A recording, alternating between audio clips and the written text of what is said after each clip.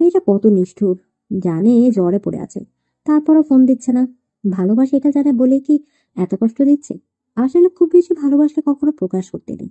আফিয়া বেগম মুরগির স্যুপ নিয়ে রুমে আসে। ফ্লোরে পিচ্ছিল কিছুটাতে পা পড়াতে ওনার গা ঘিন ঘিন করে ওঠে। খেয়াল করে দেখে থুতু। থুতু ফেলানোর জন্য ঝুড়ি আছে, বাথরুম আছে, বারান্দা আছে, কিন্তু সব উপায় একপাশে রেখে আমার বিশ্রী কাজটা কি করে করলো? উনি ওনার ছেলে মেয়েকে এমন অভদ্রতা শেখায়নি। তাহসান মায়ের অভিব্যক্তি দেখে বুঝে যায় কাহিনী। হাফিয়া বেগম তাহসানের বিছানায় বসে বলল, ফ্লোরে কি থুতু ফেলানোর জায়গা? তাহসান ভাবলেশহীন ভাবে তাকিয়ে আছে। হাফিয়া বেগমই ফের বলল, আগে তো এমন ছিলি না, এখন এত অধঃপতন হয়েছে কেন? এই অভদ্র বন্যা ফন্যার সাথে ঘুরলে তো এমন অধঃপতন হবেই। বন্যার প্রসঙ্গ আসাতে তাহসানের কপালে ভাঁজ পড়ে। এখানে বন্যা আসলো কেন? ওর সাথে থেকেই তো তোর এই হাল। সবসময় ওকে টানবে না। কাফিয়া ছেলের মুখের দিকে তাকিয়ে আর কথা বাড়ায় না। সুপের বাটি সামনে ধরে বলল, আচ্ছা, এখন নেই, তাড়াতাড়ি খেয়ে ফেল। সুপ দেখে তাহসান অবক্তি সুরে বলল, এই স্যুপ টুপ খেতে পারবো না। এসব রোগীদের খাবার আমাকে কেন দিচ্ছ? আমি কি রোগী নাকি? ছেলের কথা শুনে আফিয়া বেগম অবাক হয়ে বলল, তুই কি রোগী না? খা খা। তাহসান মায়ের কথা বিরোধ করে বলল। আমি মোটেই রোগী না, পুরো ঠিক আছি। এখন বের হব। আফিয়া রাগী চোখে তাকে কৃতিত্বের সুরে বলল। রাত 10টায় আর বের হতে হবে না, এখন ঘুমা। বিরক্ত লাগলেও তাহসান সুপটা শেষ করে। রাত 12টা বাজলেও তাহসানের ঘুম আসে না। ছটফট করে বিছানার এপাশ ওপাশ। বন্যার ফোন বন্ধ যেন আবারও চেষ্টা করে, কিন্তু বরাবরের মতো হতাশ হয়ে বালিশের পাশে মোবাইলটা রেখে দেয়। বন্যা বারান্দায় দাঁড়িয়ে আছে। তাহসান যে তার ফোন কলের অপেক্ষায় আছে সে জানে, তারপরও ইচ্ছাকৃতভাবে ফোন বন্ধ করে রেখেছে।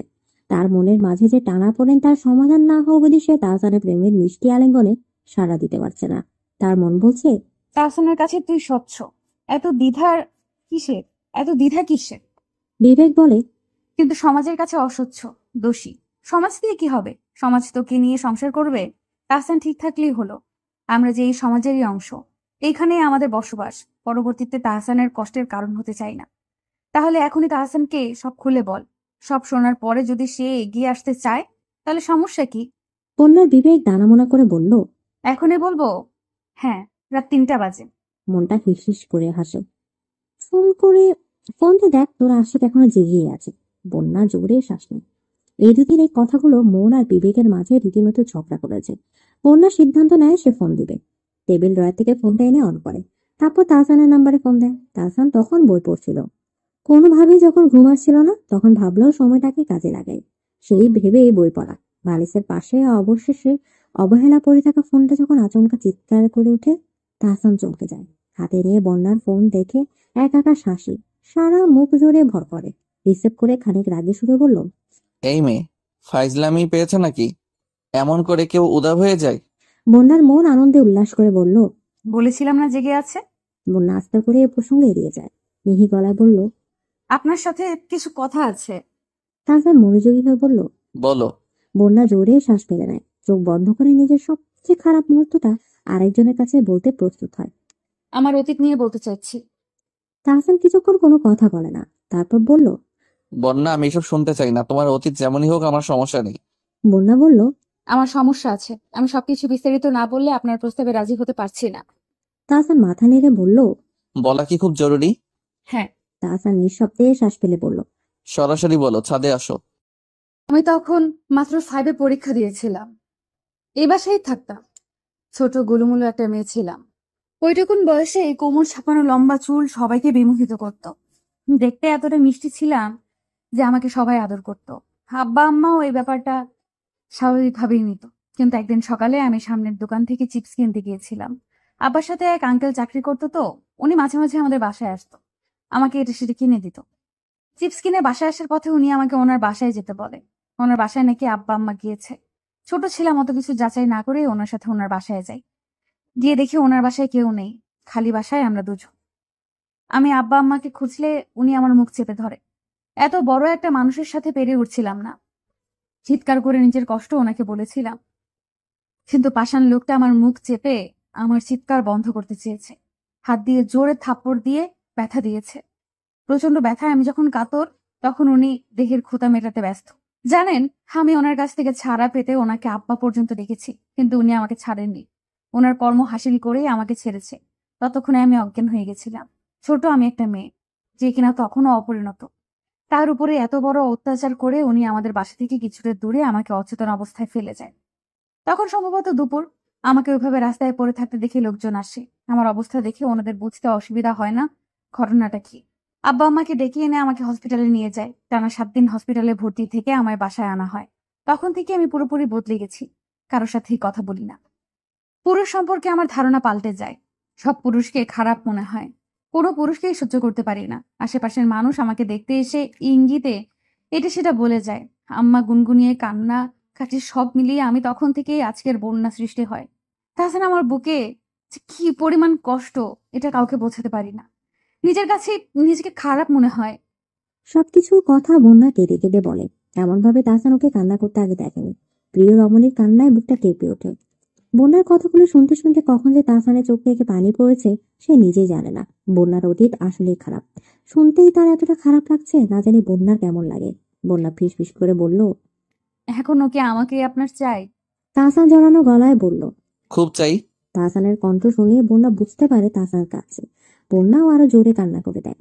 তাহসান, তাহসান নরম কণ্ঠে বলল। কি? বন্যা কান্নারত গলায় বলল। আমার খুব কষ্ট হয়। আর কষ্ট হবে না। এখনো আমাকে ভালোবাসেন? তাহসান বলল। আগের থেকে বেশি ভালোবাসি। বন্যা ডুকরে কেঁদে ওঠে। আমিও ভালোবাসি, খুব ভালোবাসি। তাহসান বিছানা থেকে দাঁড়িয়ে যায়। দরজা খুলতে খুলতে বলল। ছাদে যাচ্ছি, 2 মিনিটে আসবে, আমি অপেক্ষায় আছি। বন্যা নিঃশব্দে দরজা খুলে ছাদে যায়। তাহসান বন্যাকে দেখে কিছুক্ষণ দাঁড়িয়ে দুজন দুজনকে দেখতে থাকে। হঠাৎ তাহসান ছুটে এসে বন্যাকে শক্ত করে জড়িয়ে ধরে। বন্যা তখনও কাঁদছে।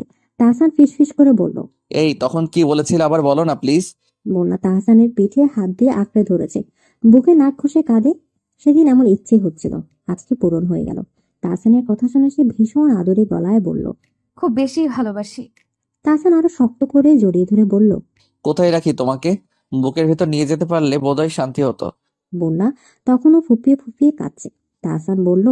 এমন জানোয়ারের জন্য আমি তোমাকে ভুলে যাব ভাবলে কি করে? সব কষ্ট আমি ভালোবাসায় মুছে দেব।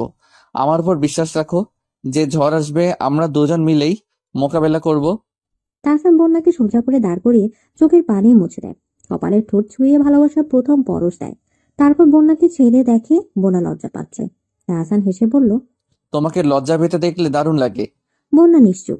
তাহসান বলল। আর লজ্জা পেও না, বিয়ের আগে আর আদর করব না। তাহসানের কথা শুনে বন্যা হাসে। তাহসানের বন্যার হাত ধরে সেদিন রাতের মতো করে ঘুরে। তারপর হঠাৎ থেমে চিৎকার করে বলল। শোনো চাঁদ, আমি আমার ব্যক্তিগত চাঁদ পেয়ে গেছি। তারপর বন্যার দিকে তাকিয়ে বলল। ভালোবাসি লক্ষ্মীটি। বন্যা কান্না ভুলে খিলখিল করে হাসে। তাহসানের মতো গলা ছেড়ে বলল। ভালোবাসি আমার রাজকুমার। পরের দিন সকালবেলা তাহসান ফজরের নামাজ পড়ে বাইরে বেশিক্ষণ হাঁটাহাঁটি করে। 7টার দিকে ডাইনিং টেবিলে নাস্তা করতে যায়। তাহসান যে সেই 7 সকালে উঠেছে এটা আফিয়া বেগমের দৃষ্টি এড়ায়নি। ছেলের সামনে নাস্তা দিয়ে পাশে বসে। তাহসান হাসি মুখে খাবার খায়। আফিয়া ছেলের মুখের দিকে তাকিয়ে বলল। আব্বু তোকে খুব খুশি লাগছে যে। তাহসান আসলে নিজের মনের প্রফুল্লতা লুকাতে পারছে না। এই যে না চাইতে মুখটা কেমন হাসি হাসি হয়ে আছে, এটা তো বন্যার কারণে। মেয়েটা তার চাঁদ হয়ে গেছে। এর চেয়ে খুশি আর কি হতে পারে? সে মায়ের দিকে তাকিয়ে বলল। জ্বর ভালো হয়ে গেছে তাই মনটা বেশ ফুরফুরা লাগছে।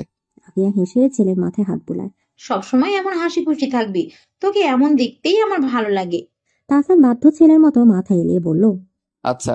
বন্যা আজকে একটু বেশি ঘুমিয়েছে। তার মনে হয়েছে অনেকদিন পর সে এমন শান্তির ঘুম ঘুমালো। এতদিন বুকে যে পাথরটা চাপা দিয়ে থাকতো, আজকে সেটা নেই নেই লাগছে। 8:30টার সময় ফ্রেশ হয়ে বের হয়। রেনু বেগম তখন কান্নায় ব্যস্ত। বন্যা রান্নাঘরে গিয়ে তার আম্মাকে পেছন থেকে জড়িয়ে ধরে। রেনু বেগম চমকে যায়। পেছন ফিরে কন্যার হাসি মুখটা দেখে মনে শান্তি পায়। হাতের কাজ রেখে বন্যার বপকার চুল গুছিয়ে দিয়ে বলল। কি ব্যাপার? বন্যা তার মিষ্টি হাসিটা তার আম্মাকে উপহার দিয়ে বলল। ভালো আছো আম্মা? রেনু বেগম মাথা নেড়ে বলল। ভালো। এত আহ্লাদ করা হচ্ছে কেন? বন্যা রাতের স্মৃতি রোমন্থক করে মুচকি হাসে। মিষ্টি দেখতে রাজকুমারটা যখন একান্ত, তার তখন তো তাকেই এসব আহ্লাদ করা মানায়। মায়ের হাত থেকে কাঠি নিয়ে তরকারি নেড়ে বলল। এমনি। আচ্ছা যা, টেবিলে নাস্তা আছে, খেয়ে নে। আব্বা কোথায় আম্মা? কয়টা বাজে খেয়াল আছে? বন্যা চুপচাপ নাস্তা সেরে ভার্সিটির উদ্দেশ্যে বেরিয়ে যায়। 4তলা বারান্দা থেকে তাহসান মুচকি হাসে। জিন্স আর ঢোলা শার্ট পরে বন্যা পিছু ফিরে তাকায়। তাহসান হাত নেড়ে বিদায় জানায়। বন্যা প্রত্যুত্তরে মুচকি হাসি মাথা নাড়ায়। এই যান্ত্রিক কোলাহলের শহরে সবাই যখন প্রাত্যহিক ঝঞ্ঝাটময় কাজকর্মে ব্যস্ত, দুজন মানুষ খুব গোপনে তাদের ভালোবাসার দিন উদযাপন করে নেয়। সারাদিন চাতক পাখির মতো তাহসান অপেক্ষা করে কখন বিকাল হবে। যখন বিকেল হলো তখন মোবাইল হাতে নিয়ে বন্যাকে মেসেজ করে বেরিয়ে পড়ে। এই একদিনে মনে হচ্ছে বন্যা তাহসানের কলিজা হয়ে গেছে। সারাটাক্ষণ একসাথে থাকতে ইচ্ছা করে। আচ্ছা, সবাই কি এমন হয়? প্রেমে পড়লে কি এমন পাল্টাতে ইচ্ছে হয়, মাথায় ভর করে? প্রেমে পড়লে কি এমন পাগলাটে ইচ্ছে মাথায় ভর করে? বন্যা তখনও ভার্সিটিতে। আজকে তাদের এক্সট্রা ক্লাস ছিল বিধায় দেরি। তাছাড়া বন্ধুদের পেয়ে বন্যা আজকে গল্পটা একটু বেশি করে ফেলেছে। তন্নি সন্দেহে চোখে তাকিয়ে বলল, কি ব্যাপার, আজকে এত খুশি কেন? বন্যা মুচকি হাসে। মনের খুশি মুখে কেন ভেসে ওঠে? সে তন্নির প্রশ্নে কোনো উত্তর দেয় না। তন্নি চোখ এড়ায় না। বন্যার মুচকি হাসি। মেয়েটাকে হাসি খুশি দেখলে তার ভালোই লাগে। সবাই চলে যাওয়ার পর বন্যা রবীন্দ্র সরোবরে চলে যায়। আজকে প্রথম কোনো ছেলের সাথে দেখা করতে যাচ্ছে, তার উপর ছেলেটা তার প্রিয় মানুষ। বন্যার নাকের ডগা ঘেমে ওঠে। হাত দিয়ে নাক মুছে নিজেকে শান্ত করে। আসলে তার খুব নার্ভাস লাগছে। তাহসান 40 মিনিট ধরে অপেক্ষা করছে। অন্যমনস্ক হয়ে বারবার ঘুরে দেখছে মেয়েটাকে আসবে না। তখনই বন্যা আসে। ধীর পায়ে তাহসান পাশে বসে আসছে। তাহসান হাসি মুখে বলল, কি ব্যাপার ম্যাডাম, না আসার ফোন দিয়াটা হচ্ছিল বুঝি? বন্যা হাসে মাথা নেড়ে না জানায়। বন্ধুরা যাচ্ছিল না তাই দেরি হলো। কখন এসেছেন? তাহসান ঘড়ির দিকে তাকিয়ে বলল। প্রায় 40 মিনিট হবে। বন্যা মাথা নেড়ে বলল। খুব বেশি অপেক্ষা করতে হলো? তাহসান হাসে। বেঁধে থাকা বন্যার হাতটা সযত্নে নিজের 2 হাতের মুঠোয় নিয়ে বলল, তুমি আমার চাঁদ, তোমার জন্য মাত্র 40 মিনিট কেন, দরকার হলে সারাটা জীবন অপেক্ষা করে যাব। এর বিনিময়ে তুমি শুধু আমার হয়েও। তাহসানের এই সামান্য কথায় বন্যা ভীষণ মুগ্ধ হয়। ছেলেটা এত মিষ্টি করে কথা বলে যে ভালো না লেগে উপায় নেই। বন্যা ভাবে আগে তো তাহসানকে কিংবা তার কথাবার্তা সবই বিরক্ত লাগতো, কিন্তু এখন একটু বিরক্ত লাগে না, বরং বিরক্তির জায়গায় ভালো লাগা কাজ করে। এটাই বুঝি প্রেমের শক্তি। সে তাহসানের দিকে তাকিয়ে লজ্জামাখা গলায় আস্তে করে বলল, আমি তো আপনারই সারা জীবনের জন্য। তাহসান বন্যার কথায় হেসে ফেলে। আস্তে করে বলে, তুমি লজ্জা পেলে আমার ভীষণ ভালো লাগে, তোমাকে লজ্জাবতী ললনা বলতে ইচ্ছা করে। বন্যা চকিত গলায় বলল, আপনি বাচ্চা ছেলেদের মতো ফ্লার্ট করছেন? তাই নাকি? আমি তো আমার লজ্জাবতীর গুণগান গাইছি। তোমার লজ্জা লাগছে নাকি? দেখি দেখি। তাহসান মাথা নিচু করে বন্যার দিকে তাকালে বন্যা অন্যদিকে তাকিয়ে বলল। চুপ করেন প্লিজ। তাহসান মুগ্ধ হয়ে বন্যাকে দেখে। এতদিন শক্ত খোলসে তার সামনে আসলেও আজকে আসছে কোমল হয়ে। এই যে আর চোখে তাকে দেখা কিংবা লজ্জা পাওয়া, সবকিছুই তাহসান আজকে প্রথম দেখছে। শান্ত গলায় বলল, আমার সাথে এমনই থাকবে সব সময়? বন্যা কথা বাড়ায় না, বরং সাধ্য মেয়ের মতো মাথা নেড়ে বলল। আচ্ছা। তাহসান দুষ্টু হেসে বলল, আজকে আমাদের ফার্স্ট ডেট। তাহসানের কথায় বন্যাও হাসে। তাহসান বলল, ভালো কোনো রেস্টুরেন্টে বসতে পারতাম, এখানে কেন আসতে বললে? বন্যা লেকের পানির দিকে তাকিয়ে বলল, জীবনে কখনো প্রেম করিনি। স্কুল কলেজে ভার্সিটিতে যারা প্রেম করে তারা প্রায়ই রবীন্দ্র সরোবরে ঘুরতে আসে। এই যে আশেপাশে দেখুন কপতির সংখ্যাই বেশি, তাই আমার মন চাইলো এখানেই আসা ভালো। আপনার ভালো লাগেনি? তাহসান আশেপাশে তাকিয়ে বলল, ভালো লেগেছে, তুমি পাশে থাকলে সবই ভালো লাগে। আচ্ছা। বন্যা তার ববকার চুলে হাত দেয়। মাথার চুল এলোমেলো হয়ে গেছে। সে হাত দিয়ে ঠিক করার চেষ্টা করছে। ব্যাপারটা তাহসানের চোখে আসে। সে বন্যার ছোট ছোট করে কাটা চুলের দিকে তাকিয়ে আছে। তার চোখের দৃষ্টি অনুসরণ করে বন্যা বলল, একটা সত্যি কথা বলবেন? হুম। বন্যা খানিকটা ইতস্তত করে বলল। আপনার কি লম্বা চুল পছন্দ? তাহসান স্থির চোখে বন্যার দিকে তাকিয়ে থাকে। কি বলবে খুঁজে পায় না। আসলে সত্যি বলতে কি, তার লম্বা চুলই পছন্দ, কিন্তু বন্যার চুল ছোট। তাতে অবশ্য তার কিছু যায় আসে না। সত্যিটা বললে যদি বন্যা কষ্ট পায়, তাহসান চায় না তার বন্যা কষ্ট পায়। তাছাড়া বন্যাকে বোধহয় ছোট চুলেই মানায়, ঠিক পুতুলের মতো লাগে। সে হেসে বলল, ছোট চুলই ভালো লাগে, আজকাল তো এমনই চলে তাই না? বন্যা এক দৃষ্টিতে তাহসানের দিকে তাকিয়ে থাকে। তার চোখের দিকে তাকিয়ে তাহসান বলল। হঠাৎ এই প্রশ্ন কেন? বন্যা ঠোঁট উল্টে বলল, তেমন কিছু না, আপনার পছন্দ অপছন্দ জানতে চাচ্ছিলাম। আমার পছন্দ জেনে কি করবে? আমার পছন্দ মতো নিজেকে সাজাবে? খবরদার, এমন কাজ ভুলেও করতে যাবে না। তুমি যেমন তেমনই থাকো, কারো পছন্দ অনুযায়ী নিজেকে সাজাতে যেও না। তুমি যেমন তেমন রূপেই আমি তোমার প্রেমে পড়েছি। বন্যা হেসে বলল। আচ্ছা। সে লেকের পানির দিকে তাকায়। তারপর কিছুক্ষণ দুজনেই চুপ করে থাকে। বন্যা তাহসানের দিকে তাকিয়ে দেখে ছেলেটা কেমন মুগ্ধ চোখে তাকিয়ে আছে। বন্যাও তাকিয়ে থাকে। তাহসান ভেবে পায় না একটা মেয়ের দিকে তাকিয়ে থাকে এত ভালো লাগবে কেন। কেমন মায়া ভরা নেশালু আকর্ষণ। সে বন্যার গালে আলতো করে টুকা দিয়ে বলল, তুমি খুব সুন্দরী বন্যা। বন্যা হেসে বলল। পাম দিচ্ছেন নাকি? বুঝতে পারছি না। তাহসান গভীর চোখে তাকিয়ে বলল, না, মন থেকে বলছি, কিন্তু সাবধান, আমাকে আর ওসব কথার একটা অক্ষরও বলো না। প্রেমিকার মুখে এমন কথা শুনে আমি নির্ঘাত হার্ট অ্যাটাক করবো, ইউ নো। তোমার ব্যাপারে আমার হার্ট খুবই দুর্বল। বোনা বুঝতে না পেরে বলল। কোন কথা? তাহসান দুষ্টু হেসে বলল, শালা, আমি যে তোমার শালা হই এটা আর বলো না। প্রেমিকার মুখে জান মানায় শালা না, বুঝেছো? সন্ধ্যার পর বন্যা আর তাহসান বাসায় আসে। দুজনে একই রিকশা দিয়ে এসেছে। বন্যা সংকোচ করলেও তাহসান আশ্বাস দিয়েছে সন্ধ্যা হয়ে গেছে, কেউ দেখবে না। কিন্তু তার ধারণা ভুল প্রমাণিত করে চারতলা বারান্দা থেকে আফিয়া বেগম ঠিকই দেখে নেয়। কথায় আছে না, যেখানে বাঘের ভয় সেখানে সন্ধ্যা হয়। তাহসান বাসায় ঢোকার সাথে সাথে আফিয়ার সামনে এসে দাঁড়ান। কঠিন গলায় বলল। বন্যার সাথে এত মেলামেশার দরকার নেই। তাহসান শান্ত গলায় বলল। কেন? আফিয়া চোখে নজর এপাশ ওপাশ করলো, বলল, বন্যা ভালো মেয়ে না। কি করেছে ও? আফিয়া ইতস্তত করে ছেলের কাছে সব বলা উচিত কিনা খানিক ভাবে বলল, যদি ছেলের মঙ্গল হয় তাহলে বলবে। উনি চোখ বন্ধ করে বলল, ধর্ষিতাও। বন্যার সাথে এত চলাফেরা সমাজের মানুষ ভালো চোখে দেখবে না, তাই তুই আর ওই মেয়ের কাছেও যাবি না। আফিয়া বেগমের মুখে বন্যার বিমর্ষ অতীতের কথা শুনে তাহসান হতভম্ব হয়ে মায়ের মুখের পানে তাকিয়ে থাকে। শান্ত অথচ গম্ভীর স্বর করে বলল, তাই নাকি? ছেলের কথার ধরন না বুঝে আফিয়া বুঝলেন ওনার ছেলে বুঝে এসব জানেই না। তাই সে আয়োজন করে বললেন, সে কি, তুই জানিস না? তাহসান কিছু না বলে মায়ের দিকে তাকিয়ে থাকে। আফিয়া বেগম বলেন, কি অবস্থা হয়েছিল মেয়েটার, আল্লাহ! তুই আর ওর সাথে মিশিস না তো, লোক ভালো বলবে না। তাহসান তার মায়ের কথা মনোযোগ দিয়ে শুনে তারপর শান্ত গলায় বলল। বন্যা ধর্ষিতা বলে কি ওর সাথে চলতে মানা? আফিয়া বেগম বলল, লোকে খারাপ বলবে। লোকের বলা না বলা কি আসে যায়? বন্যা কি আর ইচ্ছাকৃত ভাবে এমন অপবাদ মাথায় নিয়েছিল নাকি? ছেলের কথায় আফিয়া বেগম সন্তুষ্ট হলেন না, রাগী গলায় বললেন, তা তর্ক কেন? বলছি কথা বলবি না তাই হবে। তাহসান মাথা নেড়ে বলল। একটা মেয়ে হয়ে আরেকটা মেয়ের সম্বন্ধে সব বলতে খারাপ লাগছে না? আফিয়া বেগমের গলা উঁচু হয়ে যায়। বেশি কথা বলছিস। তখনই মোবারক সাহেব রুম থেকে বেরিয়ে আসে। এতক্ষণ মা ছেলের কথাগুলো রুম থেকে শুনলেও কথার ধারা পরিবর্তন হচ্ছে শুনে বেরিয়ে আসে। ওনাকে দেখে দুজনে থেমে যায়। তাহসান চুপচাপ রুমে চলে যায় আর আফিয়া বেগম তার যাওয়ার পানে রাগী চোখে তাকিয়ে থাকে। মোবারক সাহেব স্ত্রীর পাশে দাঁড়িয়ে বলল, ছেলে মেয়েদের এতটাও শাসন করা উচিত না, যতটা শাসন করলে তারা বিগড়ে যায়। স্বামীর কথা আফিয়া বেগমের পছন্দ হয় না। তুমি যা বুঝো না তা নিয়ে কথা বলো না। ছেলে মেয়ের দিকে কতটা খেয়াল রাখো তুমি, ওদের চালচলন দেখেই আমি সব বুঝি। ছেলে বড় হয়েছে সেটাও তো বুঝতে হবে। সেটা বুঝেই তো ছেলেকে বোঝাতে যাচ্ছিলাম। মোবারক সাহেব হাসেন। সোফায় বসতে বসতে বললেন, এমন কর্কশ ভাষায় কারো নামে দুর্নাম করলে কি বোঝানো যাবে? বোঝাতে হবে ঠান্ডা মাথায়, শান্ত স্বরে। আফিয়া বেগম উতালা হয়ে ওঠে। উনি বন্যার পাশে নিজের ছেলেকে কল্পনা করতে পারছেন না। এমন গুন্ডা টাইপের মেয়ে তো তার একমাত্র ছেলের বউ হবার কোনো যোগ্যতাই রাখে না। এত বুঝলে তুমি বুঝাচ্ছ না কেন? বোঝানোর সময় আসেনি তাই। কবে আসবে? যখন মাছ বড়শিতে আটকে যাবে তখন। মোবারক সাহেব ভাবলেশহীন ভাবে বলল। দেখা যাক, আমার ছেলের উপর আস্থা আছে। আফিয়া রান্নাঘরের দিকে যেতে যেতে বলল, এত ছেলের প্রশংসা করো না, এই ছেলেই তোমার মুখ পোড়াবে। সপ্তাহখানেক আফিয়া বেগম তার সন্দেহের জন্য কিছু দেখলেন না। কিন্তু এভাবে হাত গুটিয়ে বসে থাকলে চলবে না। বন্যার সুই হয়ে ঢুকে উড়াল হয়ে বেরোতে কতক্ষণ? তাই আগেভাগে পদক্ষেপ নেওয়া ভালো। কোনো বাবা মাই চাইবে না বন্যার মতো মেয়ে ছেলের বউ হয়ে আসুক।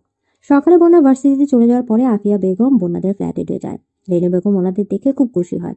চুলায় চায়ের পানি চড়িয়ে দুজনে গল্প মেতে ওঠে। আজকে আফিয়া বেগমই কথা বেশি বলছেন। এক ফাঁকে সেই কথাটা উঠালেন যেটার জন্য মূলত আজকে এখানে আসা। তা ভাবি, আপনার কি চোখে দেখেন না কিছু? রেনু বেগম ওনার কথা শুনে অবাক হয়। কি দেখবো ভাবি? আফিয়া বেগম কায়দা করে বলল, আশেপাশের সমাজের অবস্থা দেখেন না? আজকাল মেয়েদের নিয়ে যা ভয়, রাস্তাঘাটে চলাফেরাও মুশকিল। কখন কোন কুকুর আক্রমণ করে ফেলে। আপনাদের বন্যা তো একবার বিপদের সম্মুখীন হয়ে ফিরে আসলো, এখন বড় হয়েছে, আবার কোনো দুর্ঘটনা ঘটার আগে বিয়ে দিয়ে ফেলেন। আমার মেয়েকে আমি ইন্টার পাস করিয়ে বিয়ে দিয়ে দেবো। আমি ভাই কোনো রিস্ক নিতে রাজি না। মেয়ের অতীতটা সুখকর না, এটা রেনু বেগম নিজেও অবগত। আশেপাশের মানুষের সব কথায় বোনার অতীত নিয়ে সূক্ষ্ম খোঁজাটা টের পায়। আফিয়া বেগমের কথা শুনে ভ্রু খানিকটা কুঁচকে গেলেও বিরক্তিটা প্রকাশ করলো না। তিনি হাসি মুখেই জবাব দিলেন, মেয়ে তো এখন বিয়ে করবে না। আফিয়া বেগম বেশ অবাক হয়ে বললেন, কেন? আমার মেয়ে পড়তে চায়, ওর জার্নালিস্ট হওয়ার ইচ্ছে।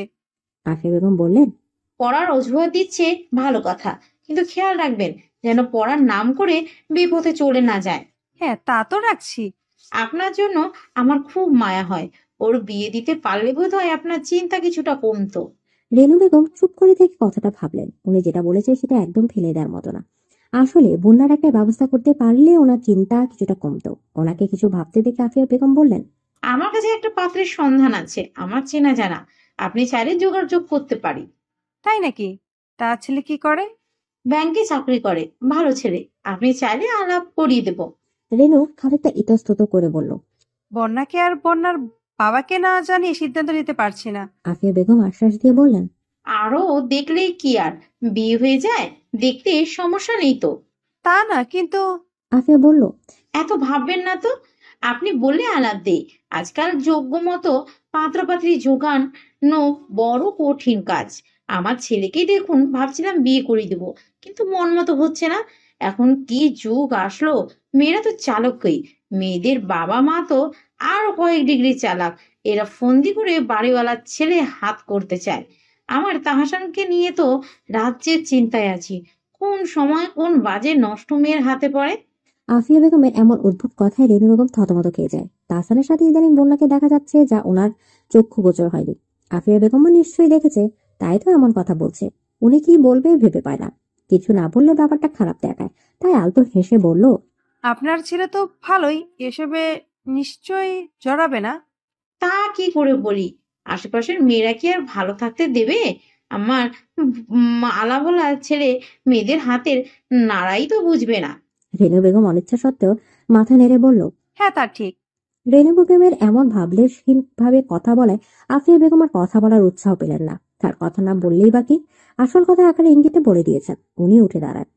আচ্ছা ভাবি, আসি। রেনু বেগম মাথা নাড়াতেই উনি চলে গেলেন। বন্যার মা ওখানে ঠায় বসে থাকলো। উনি ভাবলেন বন্যাকে ব্যাপারে জিজ্ঞেস করবে কিনা। সন্ধ্যায় যখন বন্যা তার পড়া নিয়ে ব্যস্ত, তখন তাহসান ফোন দেয়। কি করছো ম্যাডাম? বন্যা কাঁধ দিয়ে মোবাইল কানের সাথে চেপে ধরে বলল, পড়ছি। আপনি? আমিও। বন্যা কপট রাগ দেখিয়ে বলল, পড়ার সময় ফোন দিয়েছেন কেন? একটা কথা জানার ছিল। কি? শাড়ি পরতে পারো? বন্যা মাথা নেড়ে বলল, না। তাহসান কিছুক্ষণ চুপ করে থেকে বলল, আচ্ছা, সমস্যা নেই। ইউটিউবের যুগে এসব না পড়া মুহূর্তেই পারা হয়ে যাবে। আমি শাড়ি আনতে যাচ্ছি, তুমি ইউটিউব দেখে শিখো।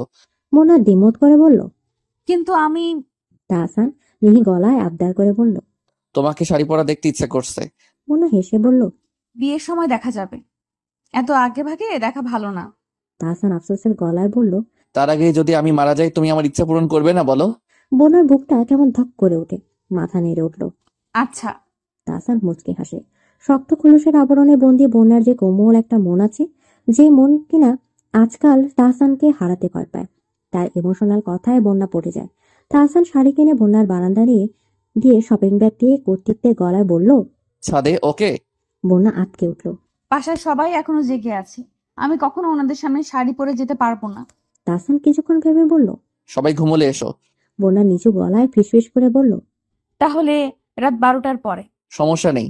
রাত 1টা, নিঝুম রাত। বন্যা অগোছালো শাড়ি হাতে দাঁড়িয়ে আছে। কোনোভাবে এই শাড়ি গায়ে পড়তে পারছে না। বিরক্তিতে মুখ অন্ধকার হয়ে আছে।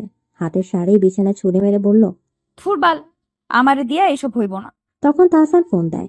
বন্যা কানে ধরতেই তাহসান কৌতুক করে বলল, আপু, আজকে আপনার বিয়ে না, তাই কম সাজলেও হবে। বন্যা মাথা নাড়িয়ে বলল, আরে সাজবো কি, আমি তো শাড়িই পরতে পারছি না, না পরি।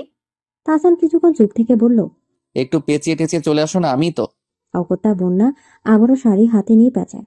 এক হাতে কুচির জায়গা শক্ত করে ধরে আরেক হাতে দরজা বন্ধ করে ছাদে চলে যায়। তাহসান ছাদে বসেছিল, বন্যাকে দেখে কিছুক্ষণ মেরে তাকিয়ে থাকে। লাল পাড়ের সাদা শাড়ি পরা অবস্থায় কি মিষ্টি লাগছে। বন্যা গুটি গুটি পায়ে এগিয়ে আসে, হাত দিয়ে শক্ত করে কুচি ধরে রেখেছে। তাহসান মুচকি হাসে। তার হাসি দেখে বন্যা রেগে যায়। হাসছেন কেন? তাহসান হেসে বলল, সুন্দর লাগছে তো। ঠিকঠাক পরতেই পারলাম না আর সুন্দর। আসলে সুন্দর লাগছে, একদম বউ বউ। তাহসানের কথায় বন্যা খানিক লজ্জা পায়, মাথা ঘুরিয়ে আশপাশ তাকায়। তাহসান বলল, হাত দাও তো। কেন? তাহসান নিজের বন্যার হাত টেনে নিজের হাতে নিয়ে বলল। বেশি কথা বলে। তার হাত দুটা রজনীগন্ধার মালা খুব যত্নের সাথে বন্যার হাতে পরিয়ে দেয়। তারপর বন্যার হাত দুটো নিজের গালে ঘষে নেয়। বন্যা চোখ বন্ধ করে হাতে ছোট দাড়ির সূক্ষ্ম খোঁচা টের পাচ্ছে, কিন্তু আশ্চর্যজনক ভাবে একটু ব্যথা অনুভব না হয়ে ভালো লাগায় সারা মন দেহ পুলকিত হয়ে যায়। অনুভূতির ফোয়ারা ঝলকে উঠে, অদ্ভুত কাঁপন টের পায়। তাহসান বন্যার হাতের উল্টো পিঠে আলতো করে ঠোঁট চুইয়ে বলল, তুমি খুবই মায়াবতী। বন্যা কিছু না বলে চুপচাপ তাকিয়ে থাকে। তাহসান বন্যার এলোমেলো চোখের দৃষ্টির দিকে তাকিয়ে বলল, এভাবে তাকিও না মায়াবতী। বন্যা হেসে ফেলে। শক্ত করে তাহসানের হাত আঁকড়ে ধরে বলল, আপনি যে এত রোমান্টিক এটা কখনোই বোঝা যায়নি। তাহসান বন্যাকে কাছে টানে, হাতের মুঠায় হাত দিয়ে বলল, প্রত্যেক পুরুষ রোমান্টিক কেউ প্রকাশ করে, কেউ করে না। আমার মনে হয় ব্যক্তিগত নারী ছাড়া অন্য কাউকে রোমান্টিকের পরিমাণ দেখানো উচিত না। তখনই আচমকা তাহসানের পাশে দাঁড়িয়ে থাকা বন্যার শাড়ি খুলে ছাদের ফ্লোরে পড়ে যায়। হতভম্ব চোখে বন্যার শাড়ির দিকে তাকিয়ে তাহসানের দিকে তাকায়। তাহসান লুটানো শাড়ির দিকে তাকিয়ে মিটিমিটি হাসে। বন্যা ঝটপট নিচু হয়ে শাড়ি হাতে তুলে নেয়। বলেছিলাম পারি না, এখন কি হবে? তাহসান ভেবে বলল, আচ্ছা, আমি পরিয়ে দেই। অগত্যা বন্যা না চাইতেও রাজি হতে হয়। তাহসান কোন রকম শাড়িটা গায়ে জড়াচ্ছে। সে না চাইতেও বন্যার নমনীয় নারী দেহের দিকে তাকিয়ে ফেলছে। স্নিগ্ধ দেহটা তাকে যেন টানছে। তাহসান চোখ বন্ধ করে নিজেকে সামলায়। এখন যদি সে একটু ভুল করে উল্টাপাল্টা কাজ করে ফেলে তো বন্যার কাছে ধর্ষক আর তার কাছে কোনো পার্থক্য থাকবে না। সে চোখ বন্ধ করে বন্যার হাতে কুচি দিয়ে বলল, দাও। বন্যা কুচি দেওয়ার পর মনে হলো শাড়ি পরানোর মতো কিছুটা হলেও হয়েছে। বন্যা তাহসানের প্রশংসা করে বলল, বাহ, আপনি তো আমার থেকেও ভালো পারেন। তাহসান বন্যার দিকে তাকিয়ে থাকে। তার দেহ মন উদ্দাম হয়ে আছে। শরীরে অনুভূতি সূক্ষ্ম আলোড়ন খুব টের পাচ্ছে। সে বন্যাকে বলল, বিয়ের পরে তুমি যখন শাড়ি পরবে সবসময় আমি পরিয়ে দিব। বন্যা খুশি হয়ে বলল। খুবই ভালো কথা। তাহসান বন্যার গালে হাত ছুঁয়ে বলল, আমার মিষ্টি চাঁদ। বন্যা কিছু বলে না। তাহসান বন্যার কাছে এসে হুট করে বন্যাকে পাঁচকোলা করে নেয়।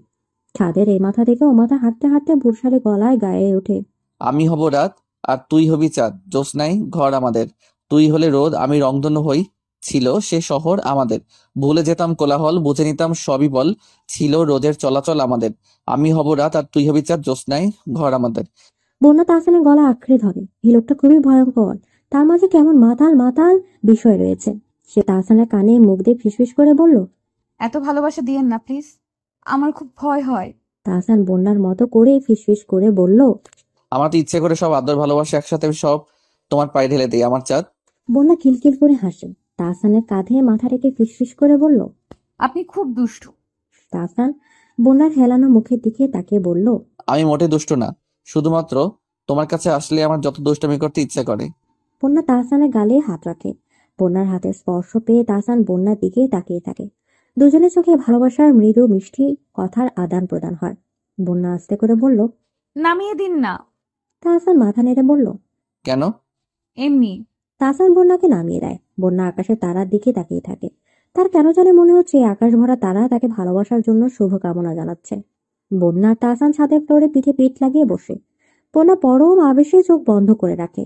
তাহসান বলল, বন্যা, বন্যা চোখ খুলে তারার মেলা দেখে। মিহি গলায় বলল, হুম। আজকের আকাশটা খুব সুন্দর, তাই না? হ্যাঁ, ভীষণ উজ্জ্বল। বন্যা সিরিয়াস গলায় বলল। তাহসান বলে, এই তোমাকে তারা দিয়ে একটা মালা বানিয়ে দেই। বন্যা শব্দ করে হাসে। পাগলের মতো কথাবার্তা। তোমাকে আমি পৃথিবীর সর্বোচ্চ সুখ এনে দেব। বন্যা তাহসানের মুখের দিকে তাকিয়ে বলল। যদি মিলন না হয় তো? তাহসান ভ্রু কুঁচকে বলল, মিলন হবে না কেন? আমাদের সম্পর্কটা অন্য সব সম্পর্কের মতো না। আপনি একজন শুদ্ধ পুরুষ আর আমি খারাপ। আপনার সাথে আমাকে কেউই মানতে চাইবে না, তাই সবসময় ভয় কাজ করে। তাহসান হেসে বলল, তুমি এসব নিয়ে চিন্তা করো নাকি? বললাম না যে ঝড়ই আসুক না কেন আমরা দুজন মিলে মোকাবেলা করব। বন্যার কণ্ঠে কেমন অসহায় শোনায়। সবাই কি করবে জানি না, কিন্তু আন্টি বোধহয় মানবে না। উনি যে আমাকে পছন্দ করে না সেটা আমি বুঝি।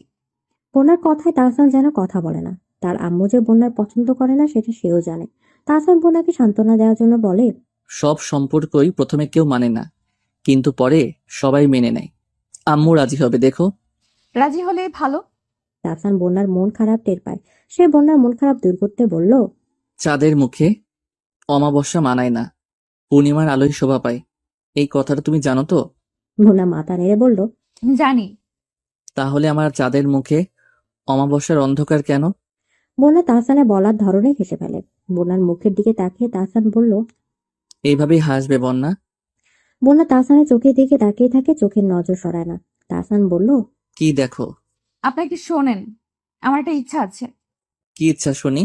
আমাদের যেদিন বিয়ে হবে সেদিন সারা রাত আমি আপনাকে জড়িয়ে ধরে রাখবো। গভীর মুখ ও প্রেয়সীর মুখে এমন আহ্লাদী আবদার তাহসানের প্রত্যাশার বাইরে ছিল। সে যার পর নাই অবাক হয়, কিন্তু বন্যার সামনে তা প্রকাশ না করে বলল, তুমি যেমন চাইবে তেমনই হবে। প্রেমের মিষ্টি সময়গুলো যেন তুলোর মতো নিঃশব্দে উড়ে উড়ে যাচ্ছিল, যা কেউ টের পাচ্ছিল না। মাসের পর মাস কেটে যাচ্ছিল। তাহসান অবাক হয়ে ভাবছে, একটা মানুষ এতটা জড়িয়ে যাচ্ছে কি করে? এতটা শান্তি কেন এই মেয়েটার মাঝে? তার মনে হয় বন্যা বিহীন সে একদিনও বাঁচতে পারবে না। মেয়েটা যেন দিনকে দিন তার অক্সিজেনের মতো হয়ে যাচ্ছে। এক সন্ধ্যায় দুজন একসাথে বাসায় ফিরে রিক্সা থেকে নেমে তাহসান আলগোছিয়ে বন্যাকে চুমু দেয়। সে ভেবেছিল অন্ধকারে কেউ এতটাও খেয়াল করবে না। বাসায় আসার পর বুঝতে পারে যে ইতিমধ্যে আগুন লেগে গেছে। হাফিয়া বেগম কেঁদে কেটে একাকার। তাহসান যতই তার আম্মুকে বোঝাতে যায় ততই তিনি রেগে যায়। হাফিয়া বেগম বলল, এই জন্যই তোকে এত কষ্ট করে মানুষ করেছিলাম। তাহসান সোফায় চুপ করে বসে আছে। তার সামনে মোবারক সাহেবও বসে আছে। বাবার সাথে এই প্রসঙ্গে কথা বলতে অস্বস্তি লাগছে। সে গম্ভীর গলায় বলল, আম্মু কি শুরু করলে? তার এই কথায় যেন আফিয়া বেগম আরো তেতে ওঠে। আমি কি শুরু করলাম? আর তুই যে ভরা রাস্তায় বন্যাকে চুমু দিলি, অসভ্যের সাথে চললে তো অসভ্য হবেই। মোবারক সাহেব ছেলের দিকে তাকিয়ে আছে। তাহসান কখনো ভাবেনি এমন বিশ্রী পরিস্থিতিতে পড়তে হবে। সে বলল, কি উল্টাপাল্টা বলছো? আমি যা দেখছি তাই বলছি। দেশে কি মেয়ের অভাব আর মেয়ে খুঁজে পাসনি? এসব কি বলছো? আফিয়া বেগম রেগে ফুপিয়ে ওঠে। আচ্ছা, কিছু না বললাম, এটা বল ওর সাথে তোর কিসের সম্পর্ক? তাহসান মাথা নিচু করে রাখে। আফিয়া বেগম আরো তেতে ওঠে। কিরে, কথা বল। মোবারক সাহেব ছেলের দিকে তাকিয়ে শান্ত গলায় বলল, তোমার আম্মু যা বলেছে তা কি সত্যি? তাহসান নিঃশব্দে নিঃশ্বাস ফেলে। সব প্রেমিক প্রেমিকার কাছে বোধহয় এই মুহূর্তটা দম বন্ধ করা কঠিন। সে কিছুক্ষণ চুপ থেকে বলল, হ্যাঁ, আমি বন্যাকে ভালোবাসি, বিয়ে করতে চাই। তাহসানের কথা শুনে আফিয়া বেগম আর মোবারক সাহেব দুজনেই অবাক হয়ে তাকিয়ে থাকে।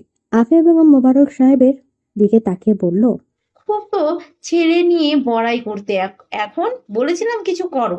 মোবারক সাহেব ছেলের দিকে তাকিয়ে শান্ত গলায় বলল। কতদিন ধরে তোমার সম্পর্কে? তাহসান বলল, প্রায় 10 মাস। আফিয়া বেগমের মাথা ঘুরে ওঠে। এতদিন উনি খুনা করে টের পায়নি।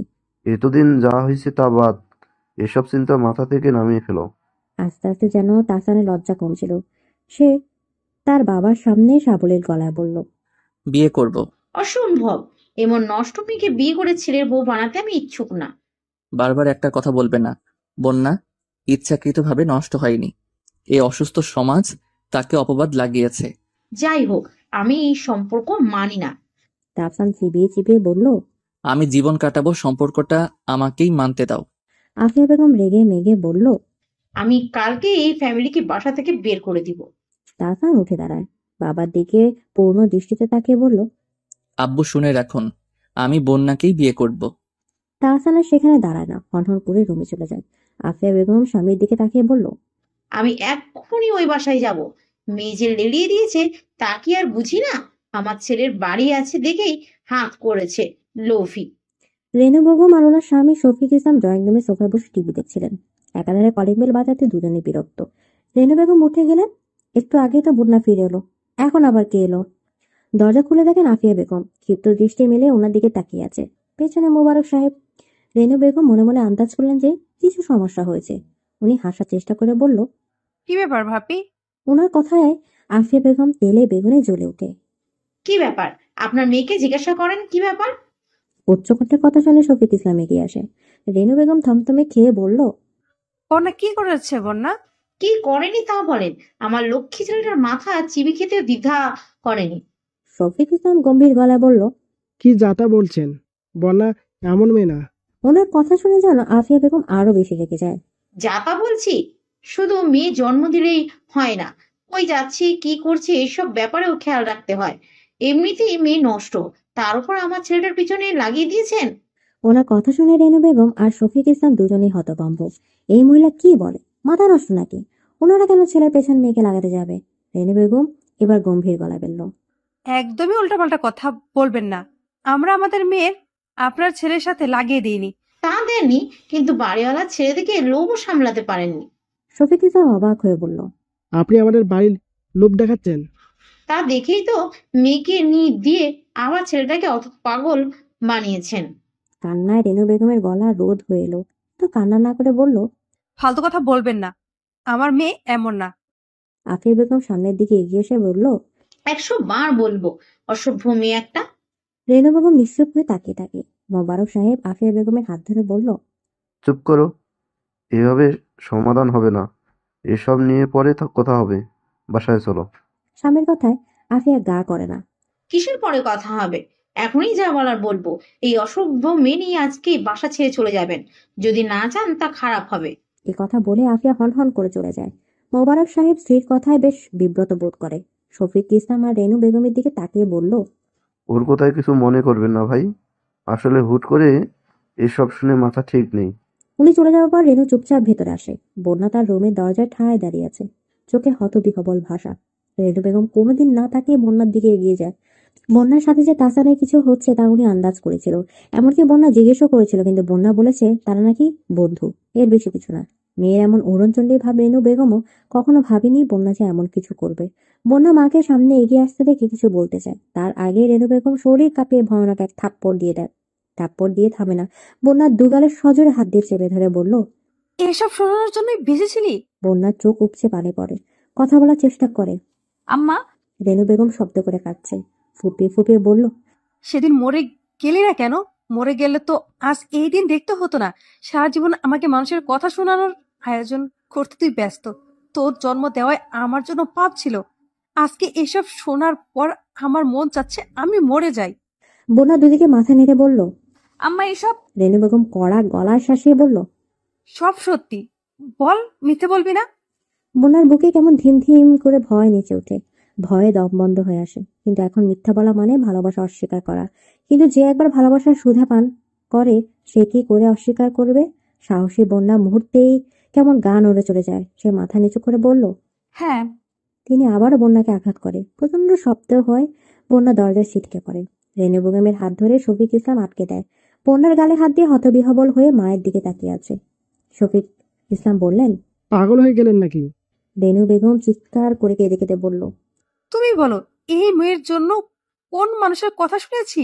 যে পারে না সেও বলে, কিন্তু কারোর কোনো কথা গায়ে মাখিনি, কেননা আমার মেয়ে তো কোনো দোষ ছিল না। এখন এখন যে উনি এতগুলো কথা শুনিয়ে গেল, এই কথাগুলোর কি জবাব দেবে? আমাদের দিকে আঙ্গুল তুলতেও দ্বিধাবোধ করেনি। বন্যা বাবা মায়ের কষ্টটা বুঝতে পারছে। তাছাড়া মা যে এমন করে বাসায় এসে অপমান করে যাবে সেটা সে ভাবেনি। আর অপমান করেছে তো করেছে, তার মা বাবাকেও করেছে, অথচ ওনারা এই ব্যাপারে জানতেনই না।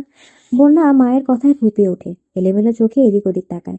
রেনু বেগম কিছু না বলে রুমে চলে যায়। শফিক সাহেব মায়ের কাছে আসে। বন্যা ওনার আপন মেয়ে না হলেও আপনের চেয়েও বেশি। কখনো কোনো আবদার অপূর্ণ রাখেনি। আফিয়া বেগমের এমন কথা শুনে ওনারও মাথা গরম হয়ে গিয়েছিল, কিন্তু রেনু শাসন করাতে আর কিছু বলেননি। বাবা মা দুজন একসাথে শাসন করা মানে ছেলে মেয়ের মনোভাব নষ্ট করা। কান্নারা তো বন্যার মাথায় হাত বুলে বলল, কাঁদিস না, রেগে আছে, পরে ঠিক হয়ে যাবে। উনি চলে যাওয়ার পরেও বন্যা পাথরের মতো নিথর হয়ে দাঁড়িয়ে থাকে। তারপর রুমে গিয়ে ফোন হাতে নেয়। এই সম্পর্কে আজকে রফা দফা করতে হবে। তাহসান রুম থেকে বেরিয়ে মা বাবা কাউকে পায় না। সদর দরজা হাট করে খুলে রাখা। দরজা খোলা দেখে সে বন্যাদের বাসার দিকে ছুটে যায়। সে ভাবেনি তার বাবা মা যে এখনই তাদের বাসায় যাবে, জানলে ফ্রেশ হতে যেত না। দুইতলায় এসে বাবা মাকে বিবশ মুখে আসতে দেখে। সে মায়ের মুখের দিকে তাকে বোঝার চেষ্টা করে কি হয়েছে। আফিয়া বেগমের মুখ অন্ধকারে কালো ছায়া লিপটে আছে। তাহসানকে দেখে উনি বললেন, কোথায় যাচ্ছিস? তাহসান উত্তর না দিয়ে ফের প্রশ্ন করলো, তোমরা কোথায় গিয়েছিলে? আফিয়া বেগম শান্ত গলায় বললেন। শফিক সাহেবদের বাসা ছাড়ার ওয়ার্নিং দিয়ে এলাম। তাহসান হতবাক হয়ে বলল। পাগল নাকি বাবা তুমিও? তাহসানের কথা শোনার সময় ওনাদের নেই। পা চালিয়ে উপরে চলে গেছে। তাহসান সেখানেই দাঁড়িয়ে থাকে। একবার ভাবে বন্যাদের বাসা যাবে, তুই জিজ্ঞেস করবে কি বলেছে। আবার ভাবে এখন কিন্তু সবাই খারাপ ভাববে। এর চেয়ে ভালো আগে জানতে হবে কি হয়েছে। তখনই ট্রাউজারের পকেটে রাখা মনটা তার স্বরে চেঁচিয়ে ওঠে। এমন সময় ফোন আসাতে তাহসান যার পর নাই বিরক্ত, কিন্তু স্ক্রিনে ভেসে ওঠা নাম্বার থেকে মুখে বিরক্তিভাব নিমেষে উদা হয়ে যায়। ফোন রিসিভ করে তাহসান বলল, হ্যালো। বন্যা কাট কাট গলায় জবাব দিল। ছাদে আসেন। বন্যার এরূপ কণ্ঠ শুনে তাহসান আর একবারই কিছু বলার সাহস পেল না। ছোট জবাবে বলল, আসছি। বন্যা ফোন কেটে নিঃশব্দে বাসা থেকে বেরিয়ে আসে। তাহসান চুপচাপ ছাদে উঠে আসে। কিছুক্ষণ আগে তার মা বাবা বোনাদের বাসায় গিয়েছিল, এখন বোনা ছাদে আসছে। তাহসানকে মনটা কেমন খারাপ খবরের আশঙ্কায় কেঁপে ওঠে। ছাদের কানিসে দাঁড়িয়ে রাতের অন্ধকার দেখে। আজকে রাতটা কেমন গা ছমছমে নীরব। সে দরজার কাছে গিয়ে লাইট জ্বালিয়ে দেয়। তারপর দরজার দিকে তাকিয়ে থেকে কখন বন্যা আসে। কিছুক্ষণ পর বন্যা আসে। তাহসানের সামনে দাঁড়িয়ে আছে, অথচ চোখের দৃষ্টি অন্যদিকে। তাহসান চুপচাপ বন্যাকে দেখছে। বন্যার গাল লাল লাল আঙুলের দাগ। গালের আঘাত স্পষ্ট হয়। বন্যার করুণ সময় তাহসানের চোখে ধরা দেয়। সে হাত বাড়িয়ে গাল ছুঁতে গেলে বন্যা পিছিয়ে যায়। মাথা নেড়ে না করে বলল, আমাদের থামা উচিত। তাহসান বন্যার কথার মানে বোঝে না। মানে গালে কি হয়েছে? বন্যা গালে হাত দিয়ে বলল, ভালোবাসার শাস্তি। তাহসানের চেহারা শক্ত হয়ে যায়। কে থাপ্পড় দিয়েছে? বন্যা তাহসানের কথায় উত্তর দেয় না। সে বলল, আমাদের প্রেমের সম্পর্কে কার আগ্রহ বেশি ছিল? তাহসান বন্যার কান্না চেপে রাখা ঠোঁটের দিকে তাকিয়ে বলল, আমার। তাহলে আমাকে আমার ফ্যামিলির মানুষকে আপনার আম্মা এত অপমান করে কথা বললো কেন? বন্যা। তাহসান কথা শেষ করে আগেই বন্যা বলল, প্রেম তো করতে চাইনি, আপনি পাগল হয়ে আমাকে রাজি করিয়েছেন। আজকে এই ছুরিকাঘাতের ভয়েই কখনো নারী সুলভ আচরণ করতে চাইনি। আমি নিজে জানি আমি নষ্ট। সেটা আপনার সাথে প্রেম করাতে আপনার মা চিৎকার করে বলে গেল। শুধু আমাকে বলে থামেনি, আমার বাবা মাকেও বলেছে। মানলাম আমি প্রেম করেছি, কিন্তু আমার বাবা মা কি করেছে? আম্মু কি কি বলেছে একটু খুলে বলো প্লিজ। কি বলবে আবার? আমরা যে লোভী ফ্যামিলির সেটাই বললো। আপনার বাড়ি থেকেই তো আমার বাবা মা আমার পেছনে আমাকে লেলিয়ে দিয়েছে। তাহসানের চোখ মুখ শক্ত হয়ে যায়। আমি কি কখনো তোমাকে এসব বলেছি? টাকা হলে এমন হাজারো বাসা পাওয়া যায়। প্রেম করেছি বলে বাসা থেকে বের করে দেওয়ার হুমকি দেওয়ার দরকার নেই। বন্যা কি বলছো এগুলো? আমি বলছি না, এগুলো আপনার মা বলেছে। আম্মুকে আমি বোঝাবো। বন্যা হেসে বলল। তার আর দরকার নেই। কান্না মুখে বন্যার হাসি দেখতে খুব অদ্ভুত লাগছে। তাহসান সেদিক তাকিয়ে বলল, কেন? আমি জানি আমার অতীত খারাপ, আমি জানি আমি নষ্ট, কিন্তু আমি কিংবা আমার ফ্যামিলি লোভী নই। আমাদের যা সম্পর্ক ছিল তা আজকে থেকে শেষ। সব সম্পর্ক শেষ। আমার সাথে আপনি আর কোনো যোগাযোগ রাখতে চাইবেন না। আমরা আগামীকালই বাসা ছেড়ে দিচ্ছি। বন্যা আর দাঁড়ায় না, চিত্ত গতিতে সিঁড়িতে পা রেখে নিচে নেমে যায়। তাহসান বন্যার প্রত্যেকটা কথা শুনে স্তব্ধ হয়ে থাকে। সব সম্পর্ক শেষ মানে? মেয়েটা কি পড়লে গেল? এই মেয়েটা তার কলিজা, সে কি তা জানে না? জানলে এ কথা বলার সাহস হলো কি করে? সব সম্পর্ক শেষ হওয়া মানে সে নিজে শেষ হয়ে যাওয়া, যা কখনোই হতে দেওয়া যাবে না। বন্যা চলে গেছে, সেটা ধাতস্থ বলে তাহসান সিঁড়ি দিয়ে বন্যার পেছনে ছুটে। প্রেমে বাধা তো আসবেই, তাই বলে পিছু হটতে হবে? বন্যাকে হারানোর ভয়ে তাহসানের বুকে উত্তাল ঢেউ ওঠে। যে করে হোক বন্যাকে তার চাই, কিন্তু আটকাবে কি করে? তাহসান ছুটে গিয়ে দেখে বন্যা ইতিমধ্যে তিনতলা চলে গেছে। সে পেছন থেকে কয়েকবার ডাকে, বন্যা শুনেও দাঁড়ায় না। তাহসান গিয়ে বন্যার পথ আগলে দাঁড়ায়। বন্যার চোখে তখনও পানির স্রোত। তার জন্য বাবা মা অনেক কথা শুনেছে বললে ভুল হবে, প্রতিনিয়ত শুনে আসছে। এখন আবার এই নতুন গল্পের কটু কথাগুলো শুনতে হচ্ছে। বন্যা নিজের প্রতি ঘৃণা হচ্ছে। সে কিভাবে পারলো বাবা মাকে আবারও নতুন কথা শোনারও রাস্তা বানিয়ে দিতে?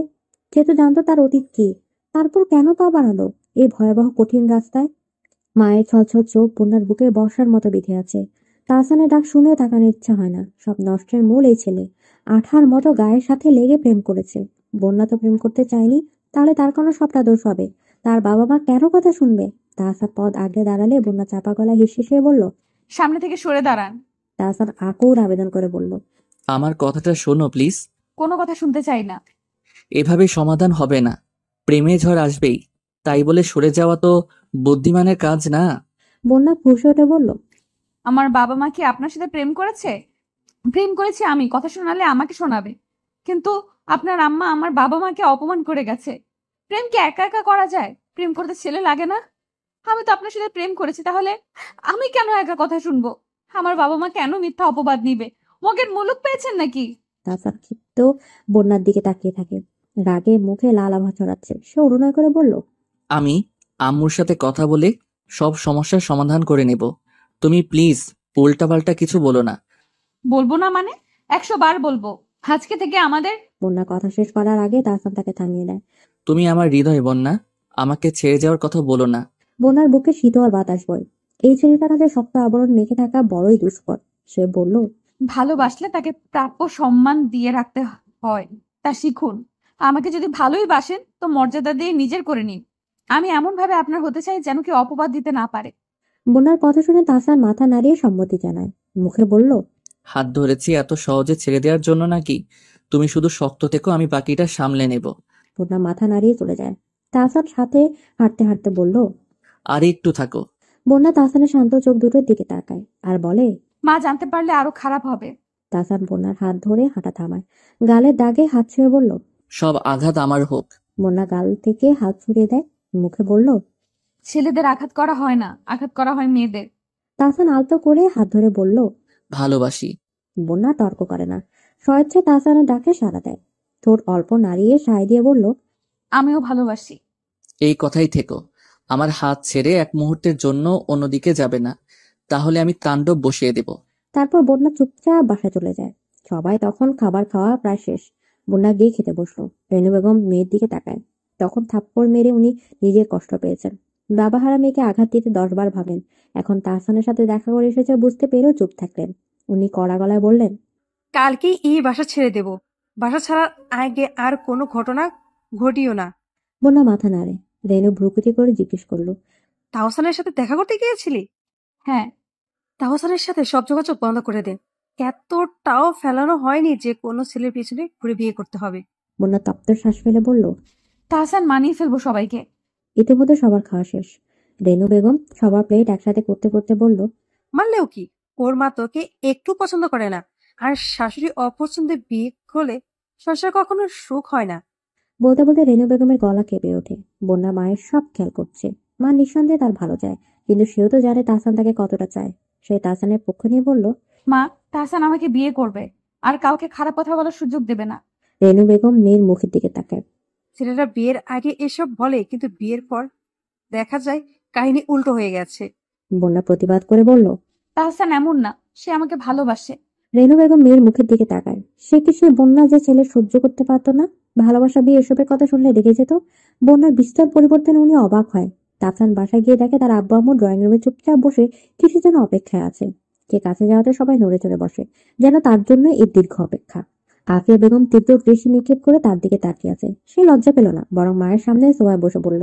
কি? আফিয়া বেগম ছেলের প্রশ্নে থতমত খেয়ে যায়। কি? বন্যার বাসায় গিয়ে কি বলেছো শুনি, বলো। যা বলার বলেছি, তোকে কৈফিয়ত দিতে হবে না। আম্মু শোনো, বন্যাকে আমি ভালোবাসি। বিয়ে করলে বন্যাকেই করব। আফিয়া বেগম ওনার স্বামী মোবারক সাহেবের দিকে তাকালেন। মোবারক সাহেব স্থির চোখে তাকিয়ে আছে। আফিয়া বেগম বললেন, বাবা মায়ের অনুমতি নেওয়ার প্রয়োজন মনে করিস না? তাহসান মায়ের দিকে তাকিয়ে চোখে চোখ রাখে বলল, অনুমতির প্রয়োজন মনে করছি বলেই তো জিজ্ঞেস করছি। আফিয়া বেগম চিৎকার করে বলল, ওই নষ্ট মেয়েকে আমি মানি না। সমাজ কি বলবে? তুই কি এই সামান্য ব্যাপারগুলোও বুঝিস না? তোরাই কেয়ার সমাজের। আমি খুশি থাকলেই হলো, সমাজ দিয়ে কি করব? আফিয়া বেগম চিৎকার বন্ধ করে না, গলা বাইরে সমান তানে বলল, তোমার সমাজ না লাগলেও আমাদের লাগবে। একটা ধর্ষিতাকে বউ হিসেবে মানা যায় না। বারবার ধর্ষিতা বলবে না। বন্যা খুব ভালো মেয়ে। কত ভালো মেয়ে তো এই পাড়ায় সবাই জানে। ছেলেদের মতো চলাফেরা, মুখে অক্ষুব্ধ ভাষা, দেখতেও কি বিশ্রী। বন্যা নামে কটু কথাগুলো শুনতে তাহসানের ভালো লাগে না। সে বলল, তোমার চোখে ভালো না লাগলেও আমার চোখে ভালো লাগে। আফিয়া বেগম অনুরোধ করে বলল, তোকে এর চেয়ে ভালো মেয়ে দেখে বিয়ে করাবো। এসব পাগলামি বন্ধ কর, কয়েকদিনেই ভুলে যেতে পারবি। তাহসান হেসে বলল, এর চেয়ে ভালো মেয়ে চাই না আম্মু, আমার বন্যাকেই চাই। আফিয়া বেগম স্বামীর দিকে তাকিয়ে দাঁতে দাঁত চেপে বলল। তুমি কিছু বলছো না কেন? তাহিয়া ভয়ে ভয়ে বলল, আম্মু, বন্যা আপু তো ভালো মেয়ে, মানতে সমস্যা কি? মেয়ের কথায় আফিয়া বেগম আরো রেগে যায়। ছোট মানুষ ছোট মানুষের মতো থাকো, বেশি পাকনামি করতে যেও না। মোবারক সাহেব স্ত্রীর দিকে তাকিয়ে বলল, শান্ত হও আফিয়া, ছেলে মেয়েদের পছন্দও তো ভাবতে হবে। স্বামীর কথায় আফিয়া বেগমের মুখ আরো অন্ধকার হয়ে যায়। কোনো ভাবাভাবি নেই, কালকেই ওরা বাসা ছেড়ে দেবে। তাহসান চিবিয়ে চিবিয়ে বলল, বাসা ছেড়ে দেবে কেন? ওরা যদি এই বাসা ছেড়ে দেয় তাহলে আমিও আর এই অহংকারী বাসায় থাকবো না। তাহসান, বেশি বাড়াবাড়ি করছিস না? তাহসানের রাগে শরীর কাঁপছে, চোখে পানি টলমল। কথা বলতে গিয়ে খেয়াল হলো গলা শুকিয়ে গেছে। বাড়াবাড়ি করলে বাড়াবাড়ি। আব্বু কেন বুঝেন না? বন্যা আমার শান্তি। আমি বিয়ে করলে বন্যাকেই করব। ভুল করেও ওদের বাসা থেকে বের করতে যাবেন না, এতে বিপরীত হবে। তাহসানের শেষের কথাগুলো জড়ানো শোনা গেল। কথাগুলো বলে সে রুমে চলে যায়। ভাইয়ের চোখে পানি দেখে তাহিয়া নিজেও কেঁদে দেয়। মেয়ের দিকে তাকে কঠিন গলা বলল, এক ছেলে নিয়ে খুবই অহংকার তোমার, তাই না? যা শুরু করেছো, ওই ছেলে হারালে বুঝবে। আফিয়া বেগম ফ্যাস ফ্যাস করে কেঁদে উঠল। তারপর বলল, তুমিও কি চুপ করে থাকবে? আমি এই মেয়েকে মেনে নিতে পারবো না। মোবারক সাহেব স্ত্রীর দিকে তাকিয়ে রাগী গলায় বলল, মহিলা মানুষের এই এক ঝামেলা, বুঝে কম লাফায় বেশি। ছেলে মেয়ে ছোট নেই যে তোমার কথা শুনবে। আফিয়া বেগম থাকে না। না শুনলে না শুনবে, তোমার ছেলে মরে গেলেও আমি রাজি হব না। পরের দিন আফিয়া বেগম কিছুক্ষণ পরে পরে নিচতলায় উঁকি মেরে দেখছেন বন্যা বাসা ছাড়লো কিনা। কিন্তু রাত 10টার পরে যখন বাসার সামনে কোনো ট্রাক এসে থামলো না, তখন উনি আর ধৈর্য ধরতে পারলেন না। স্বামীর কাছে ছুটে গিয়ে বলল, ওরা তো বাসা ছাড়লো না, এখন কি করব? মোবারক সাহেব স্ত্রীর দিকে ভ্রু কুঁচকে তাকিয়ে থাকে। তারপর রয়েছে বলল, বললেই তো বাসা ছাড়া যায় না, সময় লাগে। এই সময় লাগার মাঝে যদি আবার কিছু হয়ে যায়? তুমি এত জাজমেন্টাল কেন? ভালো কিছু ভাবতে পারো না? তাহসান তার পছন্দের কথা আমাদের জানিয়েছে। এখন যদি এমন হতো একেবারে বিয়ে করে এসে জানাতো, তখন কি করতে? আফিয়া বেগম মুখ অন্ধকার করে বলল, তুমি বন্যার পক্ষ নিচ্ছ? নিচ্ছি। বন্যা ভালো মেয়ে, আমার সমস্যা নেই। তাছাড়া মেয়েকে যেহেতু ছেলে পছন্দ করে ফেলেছে, কোনো আপত্তি থাকার কথা না। আমার আপত্তি আছে। তাহসান পিছন থেকে এসে মাকে জড়িয়ে ধরে। আজ সারাদিন বন্যা তার সাথে কথা বলেনি। এইটুকু সময় বুকে কেমন অশান্তির মাতাল বাতাস ছুটি করে হয়েছে। সারা জীবন থাকবে না ভাবলে কেমন লাগে। যেভাবে হোক মাকে মানাতে হবে। আফিয়া বেগম ছেলের কাছ থেকে নিজেকে ছাড়ায় না। গাল ফুলে বলল, আহ্লাদ করছিস কেন? মায়ের কথা আর দাম আছে নাকি?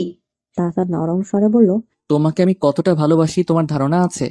ভালোবাসলে এই মায়ের কথা মেনে চলতি। আম্মু, বন্যা ভালো মেয়ে। তুমি দেখো, ওর মতো করে আমাকে আর কেউ ভালো রাখতে পারবে না। আফিয়া বেগমের মন নরম হয় না। উনি কঠিন গলায় বলল, এত কথা জানি না। ওরা বাসা ছেড়ে যাওয়ার পরেই আমি তোর বিয়ে দিয়ে দেবো। এরপর দেখবি সব ভুলে যাবি। তাহসান মায়ের মুখের দিকে তাকিয়ে থাকে। তার কি একটু মায়া লাগছে না? তাহসানের আবদার, ভালো লাগার কি কোনো দাম নেই? সে তার মাকে ছেড়ে দেয়। গলার স্বর হয় রুক্ষ। বাসা ছেড়ে দিলে আমিও থাকবো না এই বাসায়। আফিয়া বেগম তেরা গলায় বলল, না থাকলে বেরিয়ে যাবি। তোর মতো ছেলে লাগবে না। তাহসান তার বাবার দিকে তাকিয়ে বলল, আব্বু, আপনি কিছু বলবেন না? মোবারক সাহেব ঠান্ডা গলায় বলল। তোমরা এমন পাগলামি করছো কেন? আফিয়া বেগম খনখন করে বলল, পাগলামি করছি? এই বেয়াদব মেয়েটার জন্য তোমার ছেলে বাড়ি থেকে বেরিয়ে যাওয়ার হুমকি দেয়। তাহসান মাথা নেড়ে বলল, হুমকি না, সত্যি আমি এই বাসায় থাকবো না। আফিয়া বেগম মাথা নেড়ে ইশারা করে বলল। যা, এক্ষুনি বেরিয়ে যা। তাহসান হনহন করে নিজের রুমের দিকে যায় আর বলে, আচ্ছা। তাহসান ঠিক ব্যাগ গুছিয়ে নেয়। নিঃশব্দে সব গুছিয়ে বেরিয়ে দেখে আফিয়া বেগম দাঁড়িয়ে কাঁদছে। তাহসান মায়ের মুখের দিকে তাকিয়ে বলল, যাচ্ছি। আফিয়া বেগম ছুটে এসে বলল, কই যাচ্ছিস? তাহসান কথা বলে না। আফিয়া বেগম ছেলেকে জড়িয়ে ধরে। ওনার একটা মাত্র ছেলে। এই ছেলে যদি চলে যায় উনি নির্ঘাত মরে যাবেন। রাগের মাথায় বাড়ি ছাড়তে বলল আফিয়া বেগম কখনোই চায় না ছেলে বাড়ি ছাড়ুক। তাহসান মায়ের কান্নার সুযোগ বুঝে নরম গলায় বলল, বন্যা ভালো মেয়ে আম্মু, মেয়েটাকে আপন করতে দাও প্লিজ। এত কিছুর পরও যখন ছেলের মুখ থেকে বন্যার নাম শুনল না, আফিয়া বেগম চুপ করে থাকে। তাহসান মায়ের মাথায় হাত বুলিয়ে বলল, ও দেখতে রাগী মনে হলো, আদতে মেয়েটা লক্ষ্মী একটা মেয়ে। প্লিজ আম্মু, রাজি হয়ে যাও। আফিয়া বেগম মাথা নেড়ে সায় দেয়, কিন্তু গলার স্বর যথাসম্ভব গম্ভীর গলায় বলল, রুমে যা, সকালে কথা বলবো। এটা বলে উনি রুমে চলে যায়। যদিও আফিয়া বেগম সরাসরি কিছু বলেনি, তারপরও তাহসানের বুকে খুশির লাড্ডু ফুটে। সে মনে মনে আরো কঠিন কঠিন সিদ্ধান্ত নেয়। মাকে ইমোশনাল ভাবে আটকে কোনোভাবে বিয়েটা করতে পারলেই হলো। হেলাফতে সে রুমে গিয়ে কোলবালি জড়িয়ে শুয়ে আছে। মনে মনে ভাবে এই কোলবালিশটা কদিন পর বন্যা হয়ে যাবে। ভাবতে মাথা যন্ত্রণা করার মতো সুখ অনুভূত হচ্ছে। ভোর সকালে মোবারক সাহেব নিচতলায় গিয়ে বন্যার বাবার সাথে কথা বলতে গেল। ওনার কাছে বন্যাকে খারাপ লাগে না। ছেলে যদি পছন্দ করে থাকে তাহলে এতে কথার প্রয়োজন মনে করবে না। ছেলে সংসার করবে। সেই যদি অতীত না ঘাটাতে চায় তাহলে ওনারা একবারই কিছু করতে যাবে কেন? সেদিন আফিয়া বেগম বন্যার ফ্যামিলির সাথে যা আচরণ করেছে তাতে করে ওনারা আর এই বাসায় থাকবে বলে মনে হবে না। এই মুহূর্তে ওনারা যদি বাসা ছেড়ে দেয় তাহলে আগুন আরো লাগবে বই কমবে না। তাই উনি সিদ্ধান্ত নিয়েছেন যে তাহসান আর বন্যার মতামতে গুরুত্ব দিবেন। তাদের ভালো লাগাকে সম্মান দিয়ে স্বীকৃতি দিবেন। মহিলাদের কথা না নিয়ে উনি ভোর হতেই নিচ চলে গেছেন। কলিং বেল দিয়ে মনের কথাগুলো আরেকবার ছটপট সাজিয়ে ফেলেন। দরজা খুলে মোবারক সাহেব দেখে রেনু বেগম চুপসে যায়। ওনার মনের ভাব মোবারক সাহেব আবারও কথা শোনাতে এসেছে। ভাই সাহেব, আপনার ভাই এখনই বাসায় খুঁজতে যাবে। কালকে সারাদিন খুঁজেও মন মতো হয়নি। একটা দিন সময় দিন। এত আসবাবপত্র নিয়ে যেতে একটু টাইম লাগবে। রেনু বেগমের কাছামাছি মুখের দিকে তাকে মোবারক সাহেব মুচকি হাসেন। তারপর আস্তে করে রেনু বেগমকে পাশ কাটিয়ে বাসায় ঢুকে পড়েন। বন্যা এতক্ষণ ড্রয়িং রুমে দাঁড়িয়ে কান খাড়া করে মোবারক সাহেবের কথা শুনছিলেন। ওনাকে ভেতরে আসতে দেখে সে রুমে চলে যায়। মোবারক সাহেব সোফায় বসতে বসতে বলেন, বাসা ছেড়ে দেবে নাকি? রেনু বেগম কিছু বলার আগে শফিক সাহেব ইসলাম আসেন। আয়েশ করে বসতে বসতে বলেন, না ছেড়ে উপায় আছে কি? আপনারাই তো ছাড়তে বলে গেলেন। মোবারক সাহেব কিছুক্ষণ চুপ থেকে বলল, ওর কথা ধরে লাভ নেই। আমাদের উচিত ছেলেমেয়েদের সুখের কথা ভাবা। তারা যেহেতু নিজেরা পছন্দ করেই ফেলেছে, আমাদের উচিত মান সম্মান রেখে মিল করে দেওয়া। রেনু বেগম বলল, ভাবির যা মনোভাব দেখলাম, আমি চাই না আমার মেয়ে শাশুড়ির অমতে তার সংসার যাক। মোবারক সাহেব মাথা নেড়ে সম্মতি দিয়ে বলল, তা ঠিক, কিন্তু আমাদের মনে হয় আফিয়াও মেনে নেবে। একটু সময় লাগবে। এই যা। রেনু গম্ভীর গলায় বলল, মানবে? মানলে তো আপনার সাথে আসতো। আসেনি যে। মোবারক সাহেব শান্ত গলায় বলল, আসবে একদিন, আয়োজন করে এসে বন্যাকে নিয়ে যাব। সারাটা দিন আফিয়া বেগম তাহসানের সাথে কথা বললো না, এমনকি দেখেও চোখ তুলে তাকালো না। তাহসান মায়ের এই নিষ্ঠুরতা দেখে গম্ভীর হয়ে চলাফেরা করলো। সারাদিন কিছু খেলো না। ছেলে যে উপর সেটা আফিয়া বেগমের দৃষ্টি এড়ায়নি। সারাদিন কিছু না বলে রাতে আর চুপ করে থাকতে পারলো না। তাহসানের রুমে গিয়ে গম্ভীর গলায় তাহসানকে ডাকে। সারাদিন না খেয়ে অনশন করে কি বিয়ে করতে চাস? তাহসান মায়ের হাঁটুতে মাথা রেখে গলার স্বর যত সম্ভব কান্না কান্না ভাব এনে বলল। বন্যাকে বিয়ে না করালে মরেও যেতে পারি। আফিয়া বেগম তাচ্ছিল্য করে বলল, বাহ, 2 দিনের বন্যাকে পেয়ে এত বছরের বাবা মাকে ভুলে যাবি? তাহসান মায়ের গালে হাত রেখে বলল, বাবা মা তো বাবা মায়ের জায়গায়, আর ভালোবাসার মানুষটা হলো মানসিক শান্তি। দুটোই সম্পূর্ণ আলাদা ব্যাপার। আফিয়া বেগম দরজার দিকে তাকিয়ে দেখে ওনার স্বামী মোবারক সাহেব দরজার কাছে এসে দাঁড়িয়েছেন। সারাদিন উনি এই ব্যাপারটা বুঝিয়েছেন। আফিয়া বেগম কিছুটা নরম হলেও মনে যে খচখচ আছে সেটা সম্পূর্ণ গেল না। একমাত্র ছেলে যদি উল্টাপাল্টা কোনো কিছু করে ফেলে তাহলে? আফিয়া বেগম মনের সাথে যুদ্ধ করে তাহসানকেই জিতিয়ে দিলেন। যাকে ইচ্ছে বিয়ে করুক, ওনার ছেলে ওনার সামনে হেসে খেতে থাকলে এগুলো। স্বামীর দিকে তাকিয়ে বলল, বন্যাদের বাসায় বলে দাও, তাদের যদি কোনো আপত্তি না থাকে আমরা কালকে সন্ধ্যায় এঙ্গেজমেন্ট করতে যাব। মোবারক সাহেব গম্ভীর গলায় বলল, আমি একা বললে হবে কেন? ওনার মেয়ে বিয়ে দেবে, শাশুড়ি হলো ঘরের প্রধান শাশুড়ি যদি না হয় তাহলে বুঝবে তুমি রাজি না। অগত্যা আফিয়া বেগমও বন্যাদের বাসায় যায়। মোবারক সাহেব খালি হাতে যেতে নারাজ। শুভ কাজ শুভ কথায় মিষ্টি না হলে চলবে। মিষ্টি এনে স্ত্রীর সমেত বন্যাদের বাসায় যায়। আফিয়া বেগমকে দেখে সবাই অবাক। বন্যা ভয়ে রুমে বসে আছে। আফিয়া বেগম সবাইকে চমকে দিয়ে বলল, আপনারা চাইলে আপনাদের বাড়ির মেয়ে আমার ঘরে নিয়ে যেতে চাই। রেনু অবাক হয়ে ওনার দিকে তাকিয়ে আছে। ওনার চোখের ভাষা দেখে আফিয়া বেগম বললেন, আসলে সেদিন হঠাৎ করে এসব শুনে মাথা ঠিক ছিল না। আমি চাই আগের কথা মন না রেখে আমরা সামনের দিকে যাব, ছেলে মেয়ের মঙ্গল কামনা করব। সবাই ওনার কথা শুনে সন্তুষ্ট হয়। তাহসান যেহেতু ভালো ছেলে, চেনাশোনা আছে, বন্যার পরিবারও অমত করলো না। ঠিক করা হয় আগামীকাল এঙ্গেজমেন্ট করা হবে। আল্লাহ চাইলে আগামী শুক্রবার বিয়ে। বন্যা আর তাহসান পাশাপাশি বসে আছে।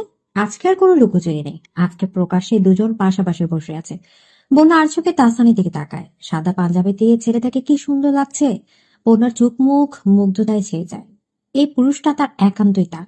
এই যে কিছুক্ষণ আগে সে তার নামের আংটিটি পরিয়ে দিয়েছে।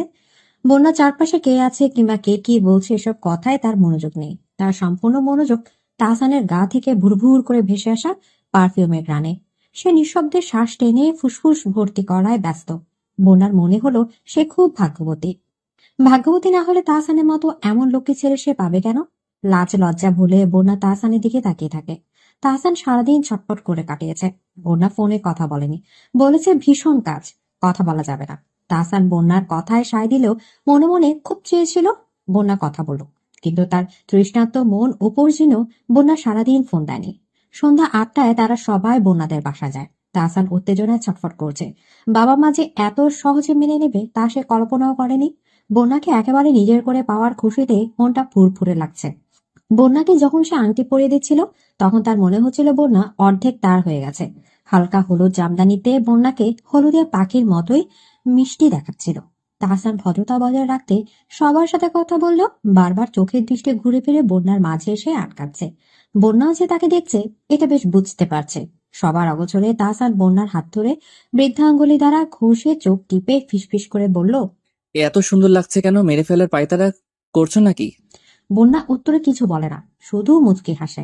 আজকে আসলে তাকে সুন্দর লাগছে। শাড়ি পরতে না পারা বন্যাকে রেনু বেগম খুব পরিপাটি করে রেডি করে দিয়েছেন। বন্যাকে আজ খুব স্নিগ্ধ লাগছে। অপার সৌন্দর্যে যেন চোখ ফেরানোই যাচ্ছে না। আফিয়া বেগম নিজেও বন্যাকে এই রূপে দেখে অবাক। কখনো কল্পনাও করেনি ছেলেমি করা মেয়েটা এত সুন্দর। সবার খাওয়া দাওয়া শেষ হলে আগামী শুক্রবার বিয়ের তারিখ ঠিক করে মোবারক সাহেব পরিবার সমেত বাসায় ফিরে আসে। ভালোবাসাগুলো পূর্ণতার পথে উল্কা পিণ্ডের গতিতে চলে যায়। বন্যা তাহসানকে ফোন করেনি, গায়ে শাড়িও পাল্টায়নি। সবাই শুয়ে পড়লে আস্তে করে ছাদে উঠে আসে। প্রিয় পুরুষকে কাছে পাওয়ার আনন্দে মনটা নেচে নেচে নিজের উচ্ছ্বাস জানাচ্ছে। এখন তাহসানকে ফোন করলে পাগলটা এক ছুটে ছাদে চলে আসবে, কিন্তু বন্যা ফোন করেনি। থাক কিছুটা সময় একা। ছাদে ওঠার সাথে সাথে নির্মল ঠান্ডা বাতাস বন্যার গা ছুঁয়ে যায়। জুতা জোড়া একপাশে খুলে রেখে খালি পায়ে সামনে এগিয়ে যায়। চাঁদের দিকে তাকিয়ে হাসে। হাসিটা ভালোবাসার পূর্ণতা। জীবনের সবচেয়ে বড় পা হচ্ছে তাহসান। এই ছেলেটা তার জীবনে আসার পর জীবনের ছন্দ পাল্টে গেছে, রঙিন হয়ে ছড়িয়ে গেছে চারপাশ। পূর্ণিমা চাঁদের দিকে তাকিয়ে মনে হলো তাহসান তাকে চাঁদ বলে। তার মন বলল তাহসানকে ছাড়াই ভরা জ্যোৎস্না গায়ে মাখা অন্যায়। বন্যা এই অন্যায় করতেই পারবে না। হঠাৎ করেই সে তাহসানকে ভীষণ মিস করছে। হাতের মুঠায় শক্ত করে ধরে রাখা মোবাইলের দিকে তাকায়। উদ্দেশ্য তাহসানকে ফোন করে ছাদে আসতে বলা, কিন্তু ফোন হাতে নিয়ে ভ্রুজোড়া কুঁচকে যায়। তাহসানের নাম্বার থেকে 15টা মিসড কল। ফোন সাইলেন্ট ছিল বিধায় শুনতেই পায়নি। বন্যা কল ব্যাক করার আগে আবারও ফোন আসে। চিন্তিত মুখে রিসিভ করার পরে তাহসানের কাতর গলার স্বর শুনতে পায়। আমার বউ কি খুব ব্যস্ত? একটু ছাদে আসা যাবে? আমি একটু মন ভরে দেখব। বন্যা পিক করে হেসে বলে। আমি ছাদেই। তাহসান কিছু না বলে ফট করে ফোন কেটে দেয়। মিনিট 2 পরে ছাদের সিঁড়িতে ধূপধাপ শব্দ শোনা যায়। বন্যার মুখে সুখের হাসির রেশ ওঠে। মাথা ঘুরে তাকানোর আগে তাহসান পেছন থেকে শক্ত করে জড়িয়ে ধরে। তাহসানের গায়ে মিষ্টি গানে বন্যার গা শিরশির করে ওঠে। মাথাটা তাহসানের বুকে ঠেকিয়ে বলল, আপনাকে খুব ভালোবাসি। তাহসান বন্যার গালে গাল ছুঁয়ে বলল। আমিও আমার চাঁদকে ভীষণ ভালোবাসি। থেমে তাহসান জিজ্ঞেস করলো, একা একা ছাদে চলে এলে আমাকে ডাকলে না কেন? ডাকতাম, কিন্তু এর আগেই আপনি ফোন দিয়ে দিলেন। তাহসান আর বন্যা পাশাপাশি বসে। বন্যা যেন আজকে কিশোরী মেয়ে হয়ে গেছে, প্রেমিকের গা ঘেঁষে বসতে। তার কাঁধে মাথা রেখে আঙুলের ভাঁজে আঙুল রেখে ফিসফিস করে কথা বলতে একটু সংকোচ বোধ হচ্ছে না। বন্যার এই পরিবর্তনে তাহসান অবাক হলেও মনে মনে খুশি। খোলা ছাদের ফ্লোরে প্রিয় পুরুষের হাত ধরে কাঁধে মাথা রেখে বন্যা বলল, সবাই এত সহজে মেনে নেবে ভাবতেও পারেনি। তাহসান বন্যার কথায় সায় দিয়ে বলল, হ্যাঁ, আমিও অবাক। আমি ভেবেছি আরো কত ঝড়ে না আসে। আসলে আসতো, আমি ঠিক সামনে নিতাম। বন্যা তাহসানের গালে হাত ছুঁয়ে বলল, আমি জানি। প্রেমের তাণ্ডব শুরু হওয়ার আগেই আমরা এক হতে পেরেছি, শুক্রিয়া। তারপর আবার তাহসান উচ্ছ্বাসিত গলায় বলল, আমার এখনো বিশ্বাস হচ্ছে না যে তুমি আমার হতে যাচ্ছ। বন্যা কথা না বলে হাসে। তাহসান বলল, তোমাকে আজকে এত সুন্দর লাগছে যে চোখ ফেরাতে পারছি না। বন্যা মাথায় নেড়ে সায় জানায়। মুখ ফুটে ওঠে লাজুক হাসি। আপনাকেও সুন্দর লাগছে, রাজকুমারের মতো। তাহসান বলল, রাজকুমার? হ্যাঁ, তোমার রাজকুমার। বন্যা তাহসানের চোখের দিকে তাকিয়ে বলল, আজকে কেউ দেখে ফেললেও কোনো ভয় নেই। তাহসান ঠাট্টা করে বলল, হ্যাঁ, আজকে তো অর্ধেক বউ হয়ে গেছো। বন্যা মিহিয়ে যায়। হাত দিয়ে তাহসানের বুকের শার্ট আঁকড়ে ধরে বলল, ভালোবাসি।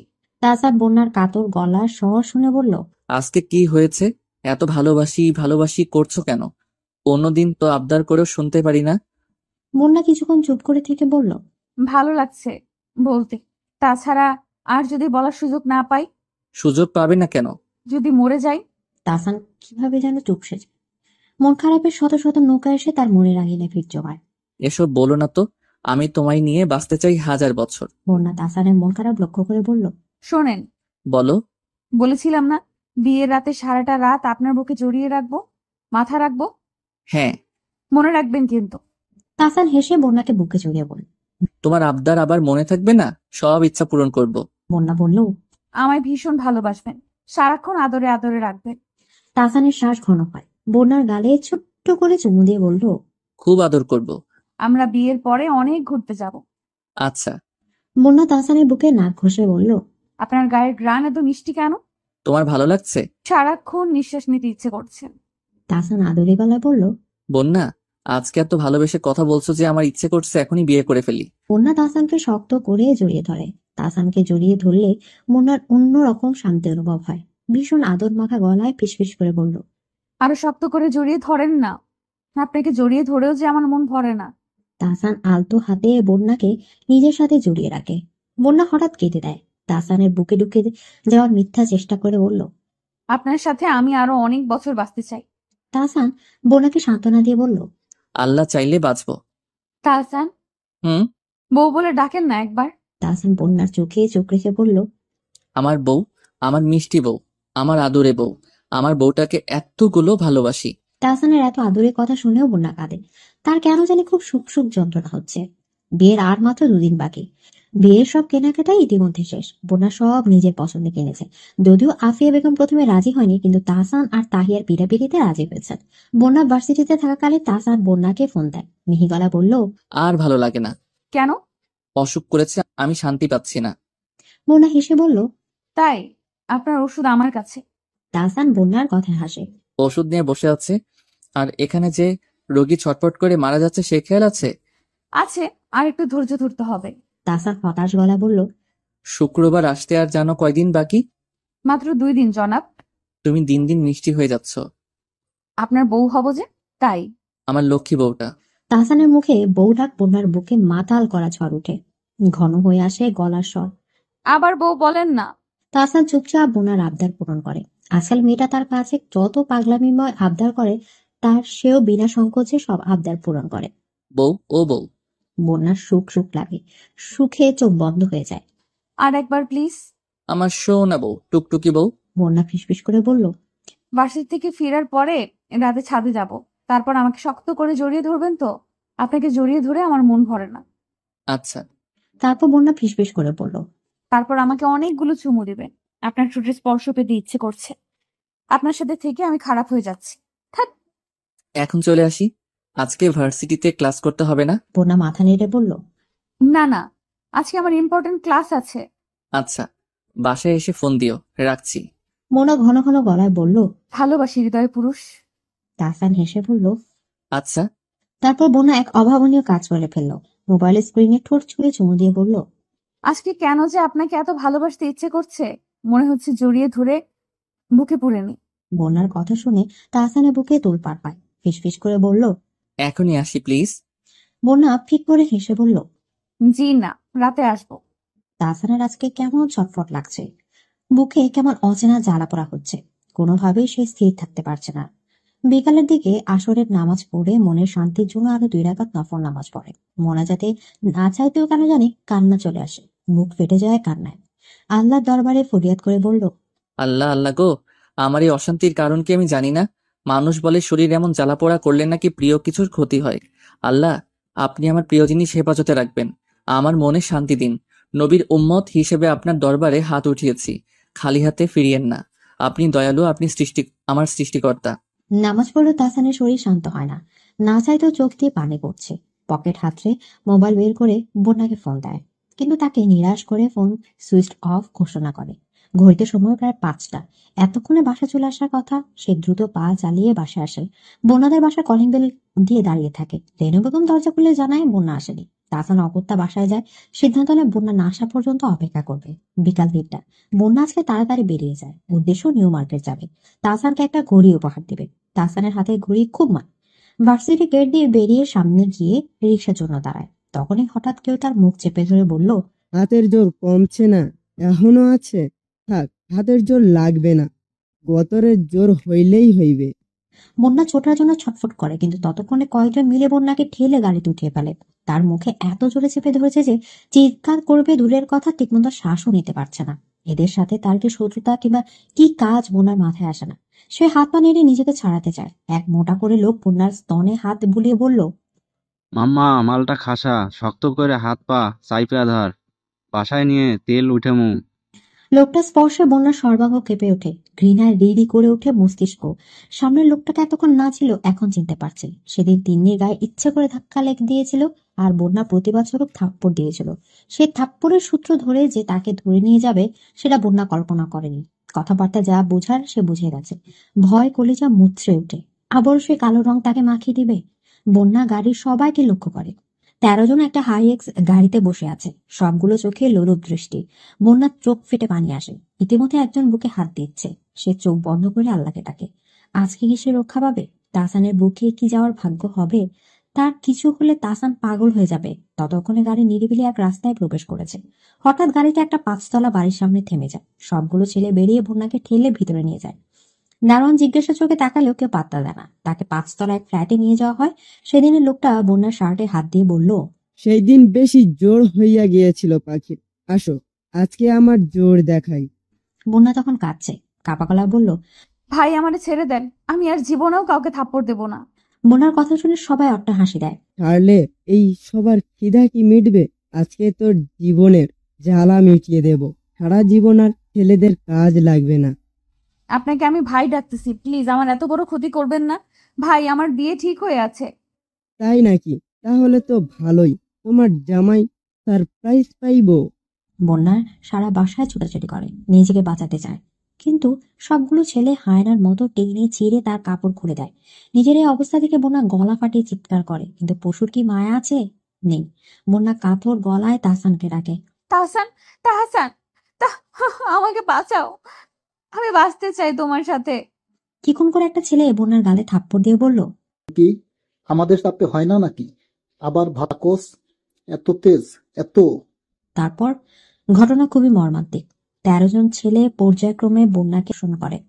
ভীষণ যন্ত্রণায় ছটফট করতে থাকে। শরীরে ক্ষুধা নেই কোনো মানুষের, কিন্তু সেই মিলন তো তখনই আনন্দ দেয় যখন মানুষটা যত্নের হয়, প্রিয় হয়। এই মিলনটা হওয়ার কথা ছিল তাহসানের সাথে, কিন্তু কি হলো?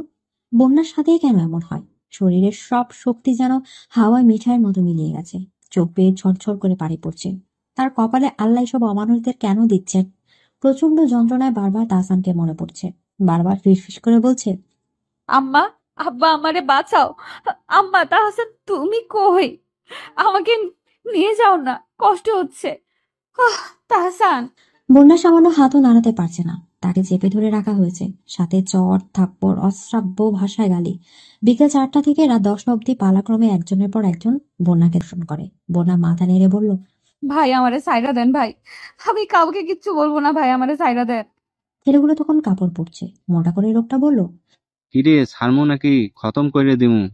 খতম করা কথা শুনে বন্যা মিনতি করে বলল, ভাই মাইরেন না আমারে, জান ভিক্ষা দেন, আমি কাউকে কিছু বলবো না। একজন ছেলে হেসে বলল, না মারলে আরেক রাউন্ড। ছেলেটার কথা সবাই সম্মতি দেয়। আবারও ভয়ঙ্কর খেলা মেতে ওঠে। মোটা করে লোকটা ভীষণ জোরে বন্যার তলপেটে 7-8টা লাথি মারে। মেয়েদের তলপেটে আঘাত করা মানে তাকে অর্ধেক মেরে ফেলা। বন্যার শ্বাস নিতে কষ্ট হয়। ভীষণ যন্ত্রণায় চোখ অন্ধকার হয়ে আসে। একসময় সে জ্ঞান হারায়। জ্ঞান হারানোর আগে ফিসফিস করে বলল, তাহসান, তোমার কাছে যাব। সন্ধ্যার পরে যখন বন্যা বাসায় আসে না, তখন তাহসান বেরিয়ে পড়ে সোজা বন্যার ভার্সিটি যায়। সেখানে তখন কেউ নেই। তারপর তিন্নিকে ফোন করে জানতে পারে বন্যা সেই দুপুর 3টায় বেরিয়ে গিয়েছিল। তারপর আর যোগাযোগ হয়নি। বন্যা যেখানে যাওয়ার কথা সব জায়গায় খুঁজে, কিন্তু কোথাও পায় না। ইতিমধ্যে বন্যার বাবাও আসে। দুজনের মিলে খুঁজে, কিন্তু কোনো হদিস পায় না। ততক্ষণে রাত 10টা বেজে গেছে। তাহসানের বুকটা ভয়ে হাঁপড়ের মতো লাফাচ্ছে। গলা শুকিয়ে কাঠ হয়ে গেছে। বন্যা বাসায় ফিরতে এত রাত কখনো করে না। সবাই মিলে থানায় গিয়ে রিপোর্ট করে আসে। রাত 10টা থেকে ঘড়ির কাঁটা নিচে নিচে 12টায় যায়, কিন্তু কোনো খবর পাওয়া যায় না। তাহসানের মনে যত খারাপ চিন্তা আসছে, সে মনকে বুঝায় বন্যা ঠিক আছে, কিন্তু মন এই সান্ত্বনা মানতে নারাজ। ভয়ে তার হাত পা ঠান্ডা হয়ে আসে। না চাইতেও চোখ ভরে পানি আসছে। বিল্ডিং এ দারোয়ান রাত 10টা থেকে দোটানায় ভুগছে। এই বাড়িটা এক আমেরিকান প্রবাসী। উনি দেশে থাকেন না, দেখাশোনা করে এই এলাকার এক প্রভাবশালী লোক। আর বিকেল আসা ছেলেগুলো হলো একটা ওই লোকের ভাগিনা, আর বাকিগুলো বন্ধু। কেউ সচরাচর এই বাসায় থাকে না, কিন্তু আজকে এমন দলবল নিয়ে আসাতে উনি বেশ অবাক হয়েছেন। আর সবচেয়ে বেশি অবাক হয়েছেন সাথে একটা মেয়েকে দেখে। মেয়েটাকে দেখে বুঝে গিয়েছেন যে জোর করে এনেছেন, কিন্তু উনি কিছু বলার সাহস পাননি। বাড়িওয়ালার ভাগ্নিটা একটা বেয়াদ, কিছু বললে গায়ে হাত তুলে ফেলে। উনি ব্যাপারটা এতটাও ফাটায়নি, কিন্তু রাত 10টার সময় সব ছেলে পেলে বেরিয়ে গেল, মেয়েটা অনুপস্থিত। তখন চিন্তা হয় উপরে যাবেন কি যাবেন না। এটা ভাবতে ভাবতে 11টা পেরিয়ে যায়। তারপর আর নিজেকে আটকাতে না পেরে উপরে আসে। ভেরানো দরজা ঠেলে ভেতরে ঢুকে ওনার চক্ষু চড়ক গাছ হয়ে যায়। সম্পূর্ণ উলঙ্গ একটা মেয়ে ফ্লোরে পড়ে আছে। উনি কি করবেন বুঝে পায় না। বিছানা থেকে চাদর এনে মেয়েটাকে ঢেকে দেয়। মেয়েটার থেকে কিছুটা দূরে একটা ব্যাগ পড়ে আছে। উনি ব্যাগ হাতড়ে একটা মোবাইল পায়। কিছু লেখাপড়া জানে বিধায় বন্ধ মোবাইল খুলে ইমার্জেন্সি বাটন প্রেস করে একটা নাম্বার পায়। কিছু না ভেবে ফোন দেয়। তাহসানের ফোনটা তীক্ষ্ণ স্বরে চেঁচিয়ে ওঠে। ফোনটা হাতে নিয়ে বন্যার নাম্বার দেখে চেঁচিয়ে সবাইকে বলে, বন্যা ফোন দিয়েছে। সবাই তার কাছে ছুটে আসে। সে ফোন রিসিভ করে। বন্যা তুমি কই? ফোন বন্ধ ছিল কেন? দারোয়ান বলল, আপনি কি ওনাকে চেনেন? পরিচিত পুরুষের কণ্ঠ শুনে তাহসান থমকে যায়। আপনি? দারোয়ান বাসার ঠিকানা বলে বলল, আমার ঠিকানা পরে নিন, আগে তাড়াতাড়ি আসেন। তারপর সবাই তড়িঘড়ি করে ছুটে যায় ঠিকানা মতো। যাওয়ার আগে পুলিশকে খবর দেয়। সবার আগে তাহসান প্রায় লাফিয়ে লাফিয়ে 5 তলা উঠে যায়। দরজা ঠেলে ভেতরে ঢুকে তাহসান স্তব্ধ হয়ে যায়। বন্যা সম্পূর্ণ শরীর চাদরে ঢেকে ফ্লোরে শুয়ে আছে। পাশে একজন মধ্যবয়সী লোক দাঁড়িয়ে আছে। তাহসান হাঁটু মুড়ে বসে বন্যার হাত স্পর্শ করে। তার বুঝতে একটুকু অসুবিধা হচ্ছে না বন্যার সাথে কি হয়েছে। রেনু বেগম সব বাকিরা এসে মেরে কোনো পরিণতি দেখে ডুকরে কেঁদে ওঠে। তাহসান সবাইকে শান্ত হতে বলে। রেনু বেগম বন্যাকে কাপড় পরায়। তাহসান বন্যাকে 5 কোলা করে দ্রুত সিঁড়ি দিয়ে নামে। সিঁড়ি দিয়ে নামতে নামতে তাহসান ঝরঝর করে কেঁদে দেয়। ফিসফিস করে বলল, বন্যা এই তোমার কিচ্ছু হবে না, শুনতে পাচ্ছ আমাকে? বন্যা শুনে না। সিএনজিতে করে বন্যাকে হাসপাতালে নেওয়া হয়। সারাটা পথ তাহসানের বুকে ছিল। তাহসানের সারা শরীর কাঁপছিল থরথর করে। সে বন্যাকে শক্ত করে জড়িয়ে ধরে। মেয়েটা তাকে জড়িয়ে ধরতে চেয়েছিল, কিন্তু এভাবে তো না। হাসপাতালে গিয়ে বন্যাকে ডাক্তারের হাতে সমর্পণ করা হয়। তাহসান এখন আর লুকিয়ে কাঁদছে না, সবার সামনে কাঁদছে। আফিয়া বেগম ছেলের অবস্থা দেখে ঘাবড়ে যায়। পাশে গিয়ে মাথায় হাত রাখলে তাহসান বাচ্চাদের মতো কেঁদে বলল, আমার বন্যা আম্মু কি হয়ে গেল? ওরে ছাড়া আমি বাঁচবো না। আফিয়া বেগম কিছু বলার ভাষা খুঁজে পেলেন না। কিছুক্ষণ পরে ডাক্তার বেরিয়ে আসে। জানায় বন্যার প্রচুর রক্তক্ষরণ হয়েছে। তাছাড়া তলপেটে বোধহয় কিছু দিয়ে আঘাত করা হয়েছে, যা গুরুতর। আশঙ্কা করা হচ্ছে ভীষণ গুরুতর। আলট্রাসোনোগ্রাফি করার পরে নিশ্চিত হওয়া যাবে। আপাতত ওনার জ্ঞান ফিরেছে শুনে সবাই ছুটে গেল। বন্যা অনেক কষ্টে চোখ খুলে রেখেছে। রেনু বেগম চিৎকার করে কান্না শুরু করলে ডাক্তার সবাইকে বের করে দেয়। তাহসান 2 মিনিট থাকার অনুরোধ জানায়। তাহসানের অবস্থা হাসপাতালের প্রত্যেকটা মানুষের নজরে পড়ে। সবাই চলে গেলে তাহসান ফ্লোরে হাঁটু ভেঙে বসে। তাহসানকে দেখে বন্যার ঠেপ কেঁপে ওঠে, চোখের পাতা নড়ে। তাহসানের চোখেও পানি। বন্যার ঠোঁট কামড়ে কেঁদে দেয়। তাহসান! তাহসান বন্যার হাত মুঠো নিয়ে বলল, বেশি খারাপ লাগছে? বন্যা মাথা নাড়িয়ে হ্যাঁ জানায়। ভীষণ খারাপ লাগছে, নিঃশ্বাস নিতে পারছি না। তাহসান বন্যার হাত শক্ত করে ধরে বলল, ঠিক হয়ে যাবে। বন্যা মাথা নেড়ে না করে। ওর ভীষণ কষ্ট হচ্ছে কথা বলতে। আপনাকে পাওয়ার স্বাদ এই জীবনে পূরণ হলো না। চুপ, বাজে কথা বলো না। তাহসান মুখে এই কথা বলল। বন্যার অবস্থা দেখে হারানোর ভয় বুকে চেপে ওঠে। বন্যা চুপ করে থাকে। ঝাপসা দৃষ্টিতে প্রিয় মানুষকে মন ভরে দেখে। হাত বাড়িয়ে তাহসানের গা ছুঁয়ে দেয়। আপনাকে ভীষণ ভালোবাসি। তাহসান নিঃশব্দে কাঁদে।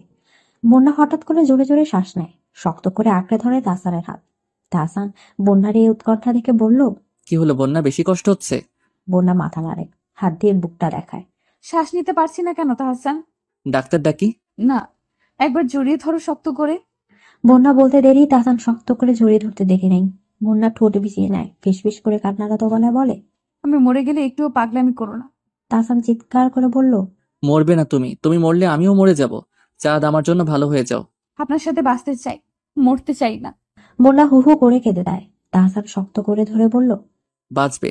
বন্যা কাঁপছে, ভীষণ ভাবে কাঁপছে। তাহসান বন্যাকে জড়িয়ে রেখে চিৎকার করে সবাইকে ডাকে। কিন্তু সবাই আসার আগে বন্যা তার সারা জীবনের এত কষ্টের উপর অভিমান করে পরপারে পাড়ে জমিয়েছে। তাহসান হঠাৎ বুঝতে পারে বন্যার কাঁপছে না, হাতগুলো সোজা হয়ে বিছানা পড়ে গেছে। সে তার মুখ থেকে মুখটা তুলে দেখে বন্যার পাখির মতো ছোট ছোট চোখগুলো বন্ধ করে রেখেছে। গলা ফাটিয়ে তাহসান চিৎকার করে বলল, বন্যা, এই বন্যা, চোখ খুলো, খুলো না। রেনু বেগম ছুটে এসে বন্যাকে ধরে হাউমা করে কাঁদে। তাহসান চিৎকার করে বলল, ও মা, আমার বন্যা চোখ খুলে না কেন? সবাই তাহসানকে সরাতে চায়, কিন্তু সে বন্যার কাছ থেকে সরে না। ও তো আগে থেকেই ভাঙা ছিল, আজকে আবার কি করলো ওরা? আল্লাহ, তুমি কি করলে? আমাকে কেন নিঃস্ব করে দিলে? তাহসান ফ্লোরে বসে আছে, হাত দিয়ে বন্যার হাত শক্ত করে ধরে রাখা।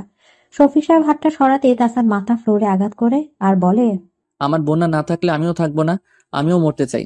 আমার বন্যা বলছিল আমাকে শক্ত করে জড়িয়ে ধরবে, সেই জড়িয়ে ধরে যে আমাকে ছেড়ে চলে যাবে তা তো বলেনি। এই মেয়ে, তুমি না বলেছিলে আমার সাথে অনেক বছর বাঁচতে চাও, কথা রাখলে না কেন? তাহসান তার মায়ের দিকে তাকিয়ে দেখে উনিও কাঁদছে। সে রাগে বলল, কাঁদো কেন? তোমার তো খুশির দিন, ছেলেকে আর এই নষ্ট মেয়েটাকে বিয়ে করতে হবে না, হাসো তুমি। কাঁদবো তো আমি, ক্ষতি তো আমার হয়েছে, আমার কলিজা ছিঁড়ে যাচ্ছে। তারপর বন্যার কানে কানে বলল, আমার বউ হবে না? ভীষণ আদর ভালোবাসা সব তো জমিয়ে রেখেছিলাম, একা করে চলে যেতে পারলে আমার কি হবে চাঁদ? আমি কিভাবে বাঁচবো? পুলিশের সব ফর্মালিটি পূরণ করার পর বন্যার লাশ বাসায় আনা হয়। যারা অশোক তারা পালিয়ে গেছে। দারোয়ানকে সাক্ষী দেওয়ার জন্য খুঁজে পাওয়া যাচ্ছে না, সম্ভবত ভয় দেখিয়ে তাড়িয়ে দিয়েছে। তাহসান স্তব্ধ হয়ে গেছে। বন্যার কবরের পাশে সারাদিন বসে থাকে, ভুল করেও ছাদের দিকে পা বাড়ায় না। আদালতে আসামিদের নামে কেস লড়ে, কিন্তু টাকা আর ক্ষমতার কাছে ন্যায় বিচার পাওয়া যায় না। আসামিরা তার চোখের সামনে দিয়ে হেসে এসে যায়, সে কিছুই করতে পারে না। আফিয়া বেগম ছেলের দিকে তাকে অঝরে কাঁদে। বছর 15 হয়ে গেছে, কিন্তু আর বিয়ের নাম মুখেও আনা যায়নি। তার এক কথা, বন্যাকে বিয়ে করতে পারেনি, আর কাউকে করা সম্ভব না। তাহসানের আর বিসিএস দেওয়া হয়নি। আগের ভার্সিটিতে আবারও জয়েন করেছে। দুষ্টু ছেলেটা হুট করে নদীর মতো শান্ত হয়ে গেছে। তাণ্ডব, একটা তাণ্ডব এসে তাহসানের জীবনটায় ছাড়খাড় করে দিয়ে গেল। 15 বছর কেস দেওয়ার পরেও তাহসান কেস জিততে পারে না। তাহসান বন্যার কবরের পাশে বসে বলল, এই দেশে শক্তির বিচার হয় না চাঁদ, আল্লাহ বিচার করলেই হয়। তুমি ভালো আছো? জানো আমি একটু ভালো নেই। তাহসান বুকে হাত দিয়ে বলল, এই বুকে এত যন্ত্রণা হয়? তুমি কেন এত যন্ত্রণা দিয়ে চলে গেল চাঁদ? একবারও ভাবলে না তোমার তাহসান শেষ হয়ে যাবে? তাণ্ডবে ছারখার হয়ে গেছে সব। আমি আর এই জীবন টেনে এগিয়ে নিতে পারছি না, তোমাকে ছাড়া একা লাগে। খুব করে চাই নতুন করে কোনো তাণ্ডব এসে আমাকে শেষ করে দিক। এদেশে অশোকদের বিচার হয় না, বিচার হয় তাদের। সমাজ সংসার তাদের বাঁচতে দেয় না, অথচ অশোকরা দিব্যি বেঁচে থাকে, সংসার করে। বন্যা তার প্রাপ্য বিচার পায়নি, সে নিরপরাধ হয়ে পরবারে চলে গেছে, আর অপরাধীরা হেসে খেলে জীবন কাটাচ্ছে। এই গল্পটা কেমন হয়েছে জানাবেন। আপনাদের অনেক ভালোবাসা পেয়েছি, আশা করি ভবিষ্যতেও পাবো। আলবিদা।